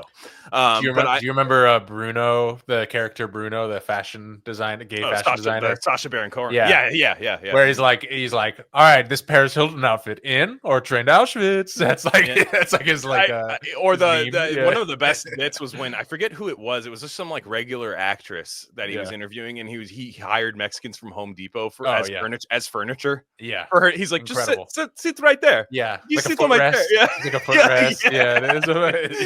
that one's so funny. Dude. Another one that just lives out super hard and like nothing's funny anymore, and just bro, you can't. Why is it always the edgiest ones back? Well, and he's the whole thing is he's Jewish, but he said some shit that like my grandfather would never have even said as a Catholic man growing up in New York in the fucking 30s. Like he would like he said some shit where you're like, damn, dude. I know, like that I've never even thought about. And you read like Philip Roth, and Philip Roth's just like, here's what I would put if I was in charge of Auschwitz. Here's all the chemicals I'd put. You're like, what the fuck are you talking about? like you're like, dude, nobody's attacking you the way you attack yourself. I get it. That's my move too. Dubliners episode, I explain it all. But like it just why don't we just admit that that's what's happening a lot of times? You know, like it's just really funny. Like that Dave Portnoy thing. I'm just like, dude, like you lose all of your gusto, like you lose everything. It's woke mob, and then the minute you get attacked, minute, and not even you, they attack the fucking country you don't live in. Yeah. I know. You fucking freak out. It's my heritage. It's all of this stuff, despite having a Christmas tree in your fucking house half the time. I'm just trying to think of something like Tao. I'm really into Taoism. I just reread that book. I'm like, if anything, I vibe with that the most out of all mainstream. You know, kind of. If someone had a sign that'd say "fuck Taoists," I'd be like, first of all, it would not be a Taoist reaction to be like, that'd be a test. I'm gonna do that to your house. We're taking you to Washan Mountain right now. You're gonna see the temple. I mean, up in China. Dude, can you imagine if we did that to you? Like, we put it outside your house, and like it was like a false flag by me, and like we cammed up your house, and like you slightly just like winced and like hit the refrigerator real hard, like that, and I was like, got you. Like overreaction. Now they're like, now it's not so funny, is it? We made fun of your fucking. We should false flag each other. We should start to. I don't care. Like for me, I'm always just like, dude, guys, I'm not a tribal person, so when I see sacred cows and tribalist stuff, I go after it. Like it's just what I don't like it. I think it's dumb. I think it doesn't. I unironically believe that there's always going to be this melting pot of America. Just get over it. Like the way you assimilate is to not have sacred cows. That is the way. I honestly think Rare Candy is we're saving the world because I legit think like in many ways, yes. This style, like whatever we're doing here, like whatever, just being honestly being retarded is the solution to this because it's not Ibrahim X Kendi can be. Being retarded is the solution. I love that. It is, dude. It is. It's like it. Come on, it's like what else are we gonna do? You know, it's like I'm tired of serious discussions. I'm tired of like, therapy speak, trying to get to the bottom of shit. All that does is just makes people hate you, and it's I don't know. It's just no, I agree with you. I'm like I'm over all that stuff. I'm over groupthink. I'm over all of these things. I'm over thought crime, speech crime, all of these things. I don't support any of that stuff. I don't care what person I've said positive things about before. If they do stuff like that, I don't like it. You know what I mean? You can just bake that in when you see that, when it's somebody inflicting on free speech, when somebody's trying to crack down on stuff that's obviously a joke. And then people start, there are people that take it too far, but like, guess what? I don't think those people are actually the ones that are causing like actual violent problems in the world a lot of times. So even if somebody's taking it too far, what does too far actually do? That's still another thing to me. It's like I can't stand it. I can't stand that type of stuff. So it's just to me, what I was saying is like Gruden was so nice because you go like Barstool is kind of fading slightly. Like now I would work with them. Like I absolutely would. Like I know exactly. To be honest, I think we'd be a good pivot for Barstool as a non-exclusive thing. Just basically like signal boost us and we'll see what happens. Like I would do that. Like I would do college tailgate tours. I would do the sports. Caleb, who's that guy? Caleb, the fucking Caleb Presley rules. Caleb Presley, dude. Yeah, that guy's great. Dude, he's totally like what I like about him was that he took the like Zach Galifianakis thing but made it for bros. Yeah. Like the between two ferns and made it for bros. Yeah. And he played college football. He's like that's why I like he's just a big like college football guy, and with the other fat guy that eats ice cream all the time. Like that's great. It's like Eric Andre and Zach Galifianakis but like for sports, which I really like. Yeah, he looks like who's the Green Bay Packers Clay Matthews. Clay Matthews. Yeah, he's a Clay Matthews type. So I just like that stuff is really good. And but yeah, to me, I'm sick of the whole like, okay, like we fought for so long to stop the woke mob, but now I think you guys are just being edgy for the sake of it. It's like, all right, well, what's the problem with being edgy for the sake of it? What does being edgy for the sake of it actually do? You don't. It's all this, but that creates this, which is also a microaggression. Before that I hate it. It's a bureaucracy. It's the Brazil Terry Gilliam Brazil bureaucracy of how it actually hurts you. Show me on the doll. If bad things were happening, I would be the first to be like, yo, we got to reel it in kind of thing. Yeah. I just don't see that happening in so many aspects, whatever, all these oppressed groups, whoever wants to be oppressed. Like, I just don't, people are starving for this. It is kind of like, it's like not to go all like full Matt Walsh with it, but it is like a woke Olympics, dude. It's like what, like our lives we have real problems, but those aren't really them, and it's just, I don't know, man. It's just tiresome. Well, I do think that like Philip K. Dick kind of like Black Iron Prison reality, where it's like people talk about this being the problem, then you go outside and you're like, no, I just saw the problem right now. Actually, outside, it's not what you're talking about. Like, it's just this kind of like, what do you guys comment? Are you guys commenting on, and you'll see it, right? Like, because that Ethan and Hassan thing, I didn't know because I don't know what any of these people were. I've been out, with an injury for a while. So I've been like kind of studying to see how like YouTube works and like what you do, how you actually like get your stuff seen and like what do people like. And I've just been seeing like, okay, would that work with us? No, that wouldn't. A lot of it wouldn't. There's a lot of it. I'm like, that is terrible. I wouldn't want to do that. But there's some things, and maybe you'll start seeing stuff incorporated, maybe some live stuff. Well, we'll see, guys. We'll see what we do. But I was watching that Ethan and Hassan thing, and it was hysterics. It was just hysterics the whole time. Hassan was awful in that debate, where it's like, wow, dude, like that was horrible. I'm not saying, pro-Israel or anything. I just mean, wow, he really like botched that. It was like really bad. Whereas when you watch like Dave Smith and Douglas Murray, which those Ethan and Hassan people would hate on constantly, like Joe Rogan, all of these people, that was... Even the Douglas Murray part of that, like, is more smarter than the fucking shit I was seeing on here. These were two people These were two people setting like racist like mouse traps for each other. The whole time they go, oh, caught you there. You misgendered that fucking IDF soldier. Like, and Hassan's like, look, I don't care what gender the IDF soldier is, and he starts like freaking out, and you're like, and then the conversation becomes about something completely different, and it's and then it's like lore, YouTube lore happening. You platformed Axgar 47 when he drew a swastika. So like what's it's and insane. they start freaking it's out. fucking childish is what it is. And then like but I to be honest, there was like this Clockwork Orange like fucking eyes thing. I was like, I couldn't turn away. But it was like, it was so stupid, the watching these people, like, that's not what should be happening right now. Like, and it's odd that people find, I know there's people that just kind of like watch it to laugh at it, but I found out the economy of it because I was watching like replies. There was this account that, and I had to mute it after a while because if you fucking watch one thing from them, they get spammed everywhere, and I'm like, how do we get that? But like, I'm like, because we're cool. So but like, I watched like one video, didn't even like it, anything. I think I might have like sent them. Maybe they saw me like copy the link or something. So like maybe it just started shooting ads for this guy. But it was all these like Ethan and Hassan clips, and all these fans in the replies were saying like, basically anybody watching this is clipping it. And I'm like, that's fucking crazy. Nobody ever clips us or anything. I'm like, that sucks. Like, that's crazy. I kind of want people to like do that for us. But they were saying like, people just sit there with that open broadcasting thing. OBS, I think it's called. And they just clip it. And I go, why are they clipping it? They're clipping it to fucking put their face in and TikTok react to it.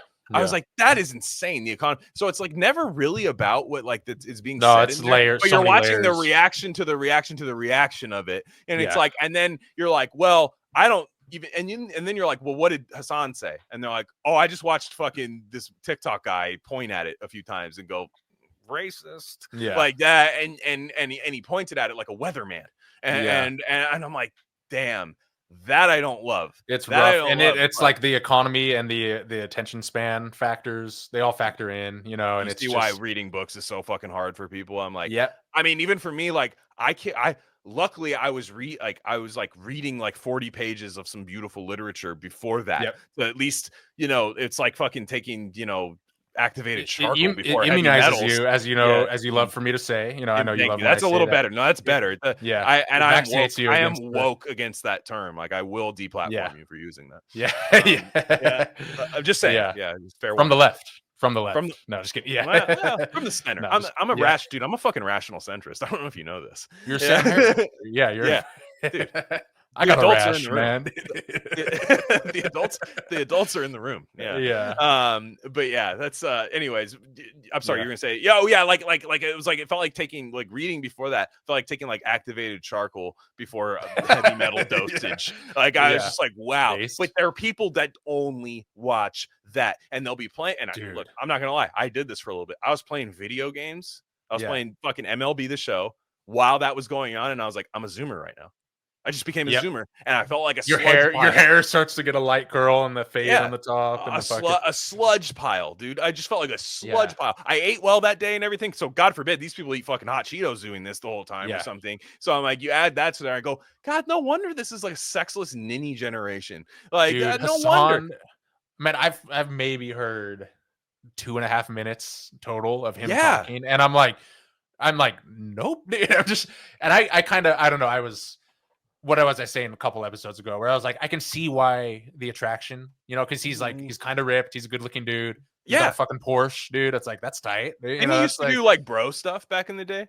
That's the thing. The Brofessor, the Brofessor or something. Wasn't that him? Yeah. Him and Ethan, they don't have any like center. And I'm not saying people can't change or whatever, but it's very vapid, and that's how you become a fucking 8-figure on YouTube. That's how our politicians work too. It's like Dick Cheney going like, oh, I like that guy. I'll be a Republican in college, and just be like, exactly. I'm a Republican for the rest of my life. Like it's just, it was kind of that situation. I was horrified. I just didn't know. I hear these names. I've heard the name Asmongold before, and to be honest, I thought that guy was all right for the clips I saw of him. But I was just like, I was watching these people, and I go, I think that's also why a lot of people like us, because we're not speaking like them, But I was just thinking, like, how do we appeal to like just a whole new audience, like where this could happen? And I was watching, I go, wow, not that, because I would kill myself. No. And you often tell me, you'll send me something and be like, if we ever do this, put a ball in my brain. There's at least 10. There's at least 10 things I've sent you where with that caption, and I biblically, that's the 10 commandments. Don't seems fucking like go against them. And again, I'm not saying we have some crazy Spray Candy has some crazy moral center or whatever, but it does seem like you do sell your soul a little bit for that type of shit. And it's like, for sure. And also, I do think it is harder to pop, but I do think it is unnecessary to be successful. Well, and if you're an atheist, who cares, right? Like, if you're an atheist, you just sell out to it because you're like, you're kind of like, it's kind of this nihilist, or at least morally nihilist thing, where you'll just be like, well, who cares? Because it doesn't matter it's like anyway. It's like it's like the Travis Scott demon thing. It's like, demons aren't real, but let's invoke them. It's like I need to get you on this podcast, the Occult Rejects, where they were talking about that. It's like, look, who knows if what these people do works, but it is feeding into a mass thing, like where there are people doing real shit that are like, yes, thank you, Travis Scott, thank you.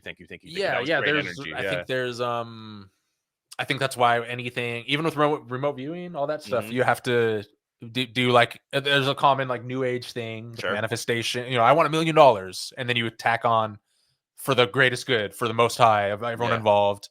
No one gets hurt. That kind. A fucking warehouse to speak the truth. Yeah, like a disclaimer. Yeah, it's for us, dude, God. I can't wait till we get in our warehouse era, dude. Warehouse era with famous people, dude, in Nevada. We just dude. Come on.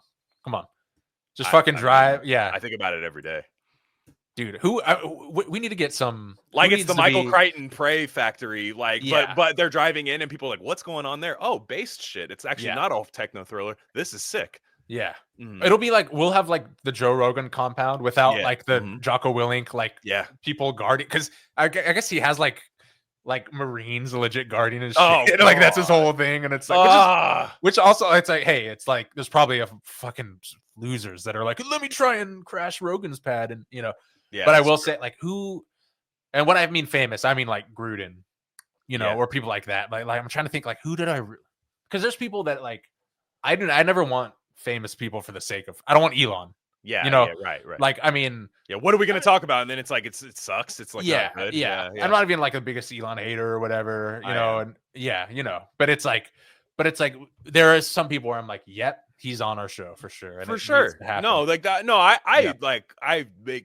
there's some of the people that end up not liking, it's usually me, I think, even though people don't think it about you, but I think I'm like, no, you're a striver just like me. Like, we want this to pop. Like, and people like have called me like a media striver. I'm like, yeah, no, I am. Yeah, I mean, the thing is that's the problem is that's usually if you're a media striver, you'd be doing the Hassan thing, and you don't. You purposely don't do that. And it's like, I think I know. Well, the thing is you're correct. I know that that's not true. However, some of it is like, I do strive to have our media be the top thing. Like, I'm a maximalist for what I want us to be. Yeah. And there's a lot of people that say, like, when you have a podcast, they like the minute like there's a Spotify ad on it or something, they'll be like, and it's like, don't you want like your fucking people to like to like make a living? Like you'll get more stuff out of it. You know, like it's like, don't you want it's that? Actually like, it's the sign of a good podcast that when they start doing ads, it doesn't get worse. That's my litmus, which is true, because even if you skip the ads, like, to be honest, there have been like some comedy pods I've listened to where like once they start reading like a fucking BetterHelp ad, and this is not Matt and Shane, I think that's what people are gonna think I'm thinking. They're fucking still great, but the like you'll see it, and then like they'll really like it becomes like more ads, and then in between it, they're like, you can tell there's like all these edits of like things they cut out, and you're like, dude, but like I guarantee, and I get it. But like, most people are tuning in to hear you guys like push the envelope. No, you need to be like Dana White with the Peloton bikes. Be like, get that fucking shit out of here. Like, I never want to talk to Peloton again. Like, you have to be that. You have to be ruthless. That was sick. Yeah, no, that's the thing. Like, I straight up, like, if somebody's like, hey, we want to advertise on your show, I'd be like, great. And I'd be like, sure, but what's the product? I mean, to be honest, I have plenty of products. I would just reach out to myself. I'd be like, look, guys, like, you want more people to have your stuff? If we got to that level, we're not there now. But what I mean is, I would do that. If it's herbal, I'm taking like a product cut. I don't even need cash, dude. Yeah, I'm like, cut me in on the Hoshuwu, on the Shazanderberry, like, like just give me free shit, dude. Like for the record, pay me his money and then just give him some free shit. Yeah. But yeah, anyway, you guys are getting paid for that. Yeah, exactly. But yeah, I would take the stuff, right? Like I would allow people to advertise, but the minute they say, hey, that what you said doesn't go with that, I go, fine, see you later. Yeah. Like, I just like that. You have to have that like solid ground, which I know none of these YouTubers who will spend their day attacking people like Joe Rogan, attacking people like this for platforming so-and-so to grift or something. I'm like, yeah, but you're scared to say so many things. Yeah. Like, okay, I'm sorry, Hassan. Like, you make your whole thing about this, but you can't criticize a certain group that's doing all of it. Okay. You know what I'm saying? Like truly the way you want to. You know what I mean? And I'm like, and a lot of times it's not advertisers. They're just scared of random pile-ons from like Reddit or something. And it's you have to, man. If you can always tell. Mhm. And I am careful with what I say, and I do hedge and nuance. I just because of who I am, you know. But it's like you can always tell a Redditor when you see one, when they're scared in real life. I mean, like I've had friends in real life that are very scared of touching the subject, and then later find out that they're frequent Reddit, and it's like, man, what was it in our Discord? The homie that just posted about like, should I say this? I don't want to put anyone on blast, but they were just seeing some nefarious, like on some like cheating on tests, and they're that's interesting. And then, dude, and they're like, check out the comments I got, and it's like, you fucking narc, blah blah blah. I didn't read that dude, post. Everyone's saying like, how dare you be against cheating in college, like cheating on tests. Yeah, and that's the thing. It's like, so what are we doing here? Like, the whole college thing is fake. Like, we know it is, but it's like, are we just out? Yeah, but you still feel the need to fucking get the piece of paper. That's the thing. Like, exactly. And like everybody I know that has a college degree, they value it despite whether they got what they wanted out of life or not. They still value the degree and stuff. And it's like, but not enough for someone. Like, if I was a teacher and I saw somebody cheating, I'd be like, hey, what are we doing here? You know what I mean? Like, it's just so yeah, exactly. I guess, I don't know. Well, the college thing that in the school with ChatGPT, what it's revealing is that no one, students and teachers and professors, want to be doing this shit because they use it to grade it and they use it to cheat on it, and it's like, none of us want to be doing this shit. We want to be reading, we want to be doing Gain of Fiction and shit. We want a horse, you know, and we want to. And I get, you do have to be rigorous and shit, but like your future doctors are being trained by cheating with ChatGPT on organic chemistry now, and it's like, and it's like, damn, like, what about the love of the game, man? Like, I went to like a nerdy, like a school with some nerds, dude, and like there was some math. I was always like kind of good at math growing up and stuff, and like in my, like in my single A ball era, they're like, oh damn, and then you get to the big leagues, and dude, those guys are freaks, man, and especially with the math and physics, those nerds, they love it for the love of the game, man. They do not want to cheat. They just want to solve problems. And it's like, oh my God, I love that, dude. I love that kind of academia. But have you noticed now that everyone's a nerd? Like, even like because of Marvel, because like the normalization of like Marvel and like niche interests is like becoming, and now just everything's niche. Like, there's really no like thing that's mainstreamly popular for a long time. I just saw the episode title in the corner. Oh yeah, that's how I'm gonna post it too. Yeah. I don't see why not. No, I love when anyway. I love when I know that you haven't seen it yet. Like, I'm like, because it's ticking. Well, people are gonna think it's another word. That's the funny. That's the funny part. Like, it could be anything. Yeah, well, it's six letters, right? Yeah, but like, I was just like, no, it's genius.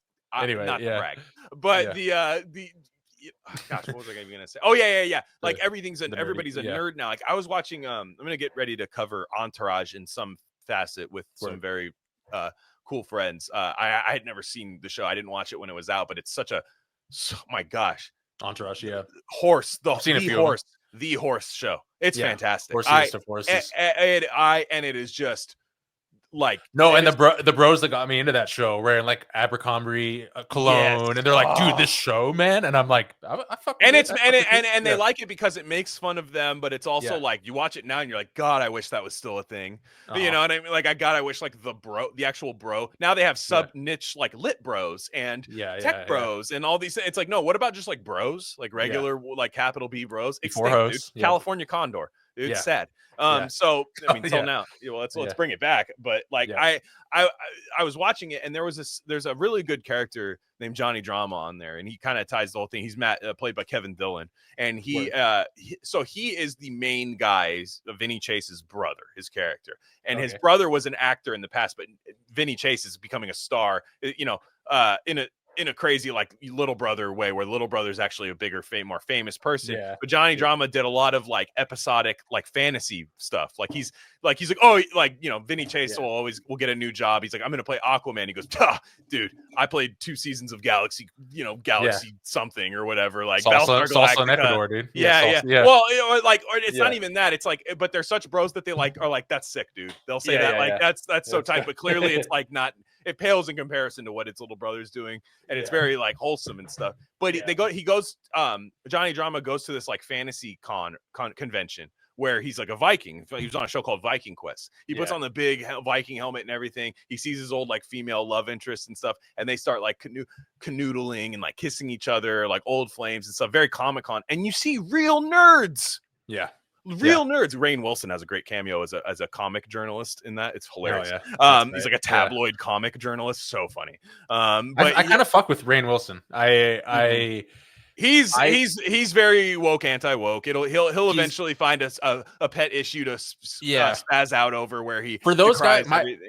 My floor, like if you're willing to criticize liberals, like as a liberal, like you pass on the liberal show, a guy from the liberal show, exactly, which is a great show. It's a great show, but also he's just like an earnest, not to derail the subject really, but he's just like an earnest. He's like a Jain guy, like Jain, like the just peace and love, like literally that's your religion is just so it's like. Well, he had a really bad. He had a bad like drug addiction. And I think his parent. It's like really weird childhood. I've heard his story on Theo Von, which I thought was really interesting. Anyway, but you see like real nerds like soying out, and it's not like your friend who like lies. You ever have people that just become Marvel fans like when you don't see them for like 6 months, and they're like, "Oh, I've always done this." And you're like, I don't care if it's a new interest for you. Stop pretending like we grew up together and you were a Marvel guy. Like we hung out, we were young men together, and you never once talked about comic books or anything like that. But now it's like just the average person is like a quote unquote nerd, like the average person who has like an internet account on something. You have the whole other side of like bros that watch like hood videos on YouTube. That's different. I just mean, but like the average like person that's on like Twitter, Reddit, or anything is like a capital and nerd. Capital N, maybe not the best word to say that, but like hard D nerd. There's a hard R and a D. Hard D. Hard R, hard D. Hard RD. Hard RD. It'd be funny if like you were saying that at a store and you're like, oh yeah, the hard RD, dude. The hard RD, and they're like, what? Like I just hate how everybody's a nerd now. I think part of it is the e-girl situation, the cosplay situation. 100%. I think that's part of it. 100%. The problem is that was a really good way to tank nerd culture, is let women in a sense. Like, and again, there were always. And I feel bad because I'm not even saying there are. I bet there's women nerds, like true women nerds. However, and I bet some of them are kind of hot too, like or really some, hot, some because there were like the old like the best is when you see like George R.R. Martin fucking Martin at like the scientific con where he used to blog like the pussy that he was getting. It's like 5s and 6s, but it's like nice. You're like nice, and like they're like girls who are like fucking wish you would finish Fire and Ice, like that used to be, and then they just suck his shit dry. And you're just like, dude, wow, exactly. this is incredible. But then now it's like a guy getting dommed by some weird like Gwen Stefani Harajuku girl, like who's just like, give me $10 for Palestine, and then like her vibrator buzzes, and then the guy's like, and then the guy immediately is like a soyed out nerd. That I don't like, I think that used to, and I'm not claiming good or bad or whatever. That used to be especially in the early 2000s, it seems like that used to be the ecosystem. You could be like a minor celebrity. You could be like an atheist blogger, and go to the atheist conference and just crush. That's how all the guys that got Me Too'd in 2016 lived that way. So then it was like nobody really got what they wanted out of that era, and then a bunch of scorned people who hated that person doing that the whole time were like, I saw that guy grope a nerd girl, and it was like, I saw it too. It was fucking awesome. You know what I mean? Like it was great. That guy got pussy that night off of a book about read by guys who typically have trouble getting pussy. You know what I mean? Like you have to watch. You and the wife have to watch Don't Worry, Darling. I know that's for like a year. I've been putting that off. Olivia, what's her name? Olivia Wilde. Dude, her directorial debut, dude, sick. It's insane. We need to. It's like that's Jason Sudeikis' ex-wife, right? Yeah, that's the one where I felt bad for him because that people were making fun of him, and I'm not like some massive fan of him, but I love his character in Eastbound and Down. So the catcher, I love that. Dude. The guy who ODs. That's one of my favorite characters. The Ram truck guy. That's one of the best parts of that show. Yeah, and where he drives it to the funeral, and then the guy's like, his other brother, played by Jason Sudeikis, like, where'd you get this truck? Yeah, found it, dude. Fucking sick. But they said when he got divorced from her, he fucking laid in front of the car so she couldn't leave. Damn. And like there were people like should have kept going. I'm like, really? You should have killed her, or she should have killed him. Yeah. It's like, but if I did that to a protester, people are like, you can't run over protesters. Yeah. It's like, what's the guy's wife? Yeah. Like, fuck, it's sad. Yeah. And like, you know what I mean? And it's but that I will watch that. No, movie. We'll do an ep on it. We need to do that, and we need to do the pit. We need to do the pit. Yeah, I feel like the pit is calling to us. That's just a pure content thing. Crichton ties, you know, and then it's probably libtarded as fuck. So that's on HBO, right? Oh, it's on Max. We might start that tonight. I'll watch the first one tonight. I'll watch the first. Yeah, next week. Let's do it. It's a date. But that's no, but like the nerd culture was so niche that like you would see these guys where like they would go around a football player or something, and you'd be like, that guy's a nerd, and they were like, dude, that guy actually goes to like conventions and just crushes because he wrote, you know, a graphic novel about fucking toxic waste that turns into like a guy that fights, and they're like, that's so cool. And then even the bros of football guys would be like, damn, for real? Yeah. Fucking damn. That guy's still a fucking huge nerd, but nice. But now it's like the athletes are nerds. Yeah. And everybody's a nerd, which like it's this idea where men getting fixated on something and then women doing it too, but they kind of lean into it. They like being the female nerd, but like a guy will just be like, yeah, I'm a total nerd. I love Superman. You're just like, you have a pair of Superman like slippers. It's how you define it's how you define the word. Nerd has to be autistic obsession with one or more hobbies at extreme social cost. And when the social cost is removed, you know, and it's exactly. Oh, I love that. It could be anything. It could be like what we rant about or what I rant about. Where did you that's not like something you heard somewhere, right? Top of the dome. Yeah. Wow. That sounded like that sounds like something somebody like, I'm not saying you couldn't have made it up, but it sounded like you had just watched a video where someone said that and told me. That's incredible. I'm glad it's original content. Love it. Yeah. But that's used to be like wiggers in rap. Dude. Yes. Like that's a nerd dead thing. Too. That's dead too. Because wiggers now are like people who like first of all, I love that wigger is always hard art. Yeah. Why is it always hard art? Yeah, it doesn't sound right with a soft day. Right? I know. It doesn't. Yeah, it doesn't sound right. But like, no, that was the thing back then. Like people made fun of that back then. Yeah. Like guys like pull up your fucking pants, you idiot. Like or people would like say that like this guy fucking listens to that type of bullshit. Taking resin hits and shit. Nowadays it's like all white people listen to rap. Yeah. Like all white people, like it's the average white person has like rap on there. It was, you know, people used to say rap is crap back then, dude. Yeah. Can't spell crap without spelling rap, man. Yeah, like it was a big thing. So like if you went to school with like baggy clothes and it's not, this is beyond like the cool guy with baggy clothes. It was like the kind of like weird like methed out nerd family guy, like where you're like, I don't know if your mom's like, don't hang out with him, like you know, like you find out you're that guy you should be scared of, and you're like. That's why, like, it's like you hear it now and it's just these like New York like art people that discovered like new metal like in like 2022, and they're like, dude, have you heard fucking Static X, man? Yeah, and you're gotta start somewhere. Yeah, which again, that's fine, but like they're like, I'm like total wigger, like, and it's all right, bro, like, no, you're not. You know, and it's like it's fine, but it's just like again, there's no social cost to it. That's our social cost is removed from the situation. Like nobody thinks it's bad that you do that, and you just don't run the risk of being made fun of for any of this stuff. So I don't know. So well, wow, what an episode! Yeah, that's a spicy one for the free feed. It is, but I don't. That's the thing is I don't regret anything we said.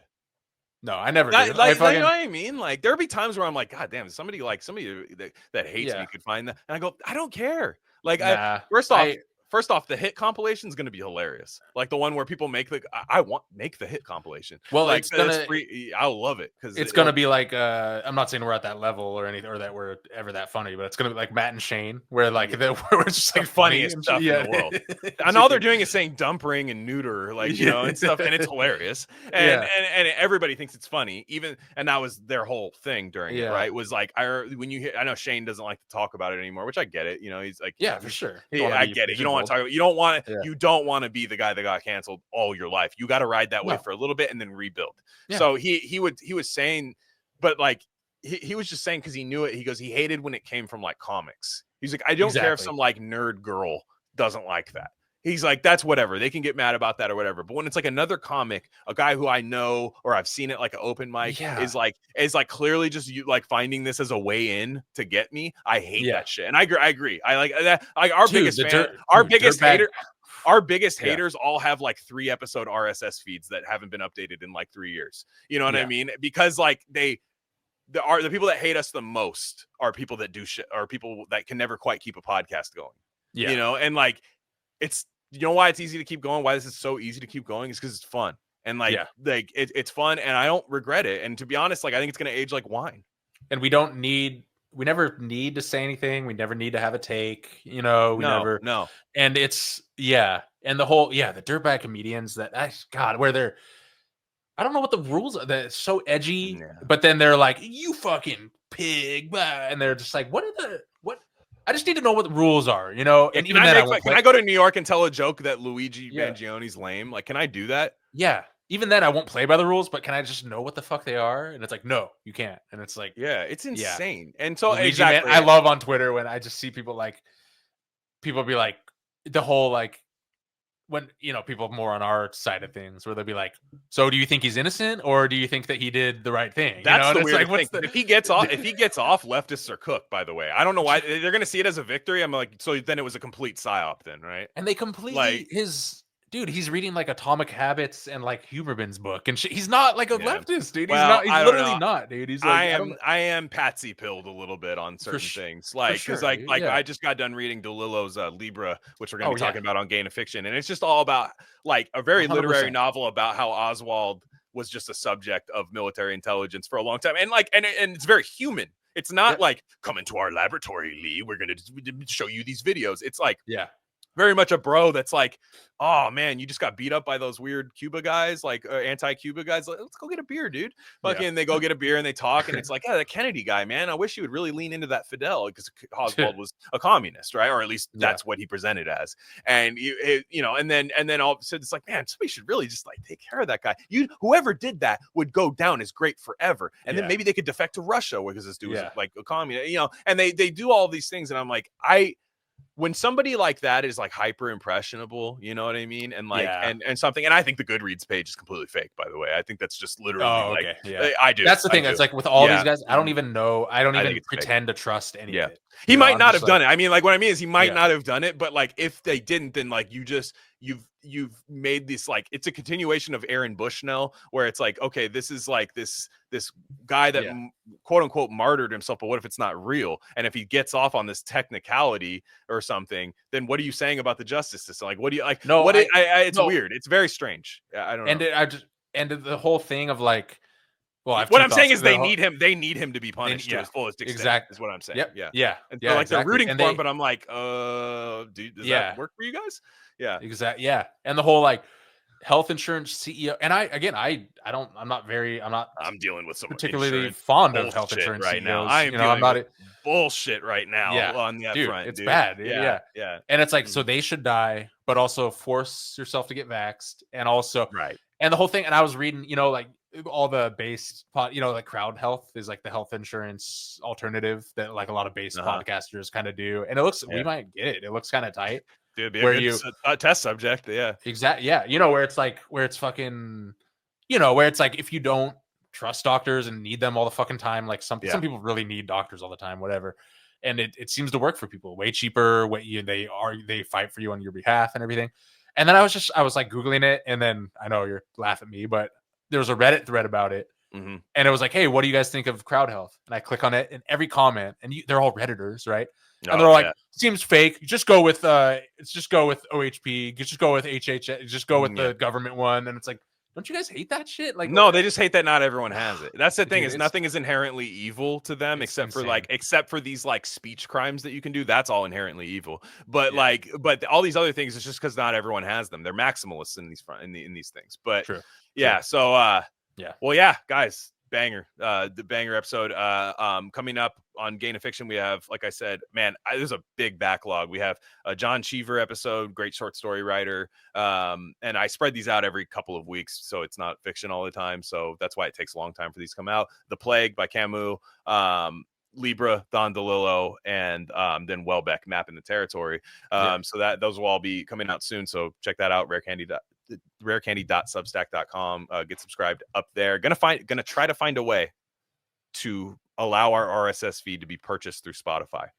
That might be the next thing. I'm going to try, guys. And if you guys know any ways of doing that, please hit me up, because I found out that that's something you can do. I'm kind of switching to Spotify for us as a kind of a main host, because SoundCloud is awful. It's probably because I hate on their rappers all the fucking time. But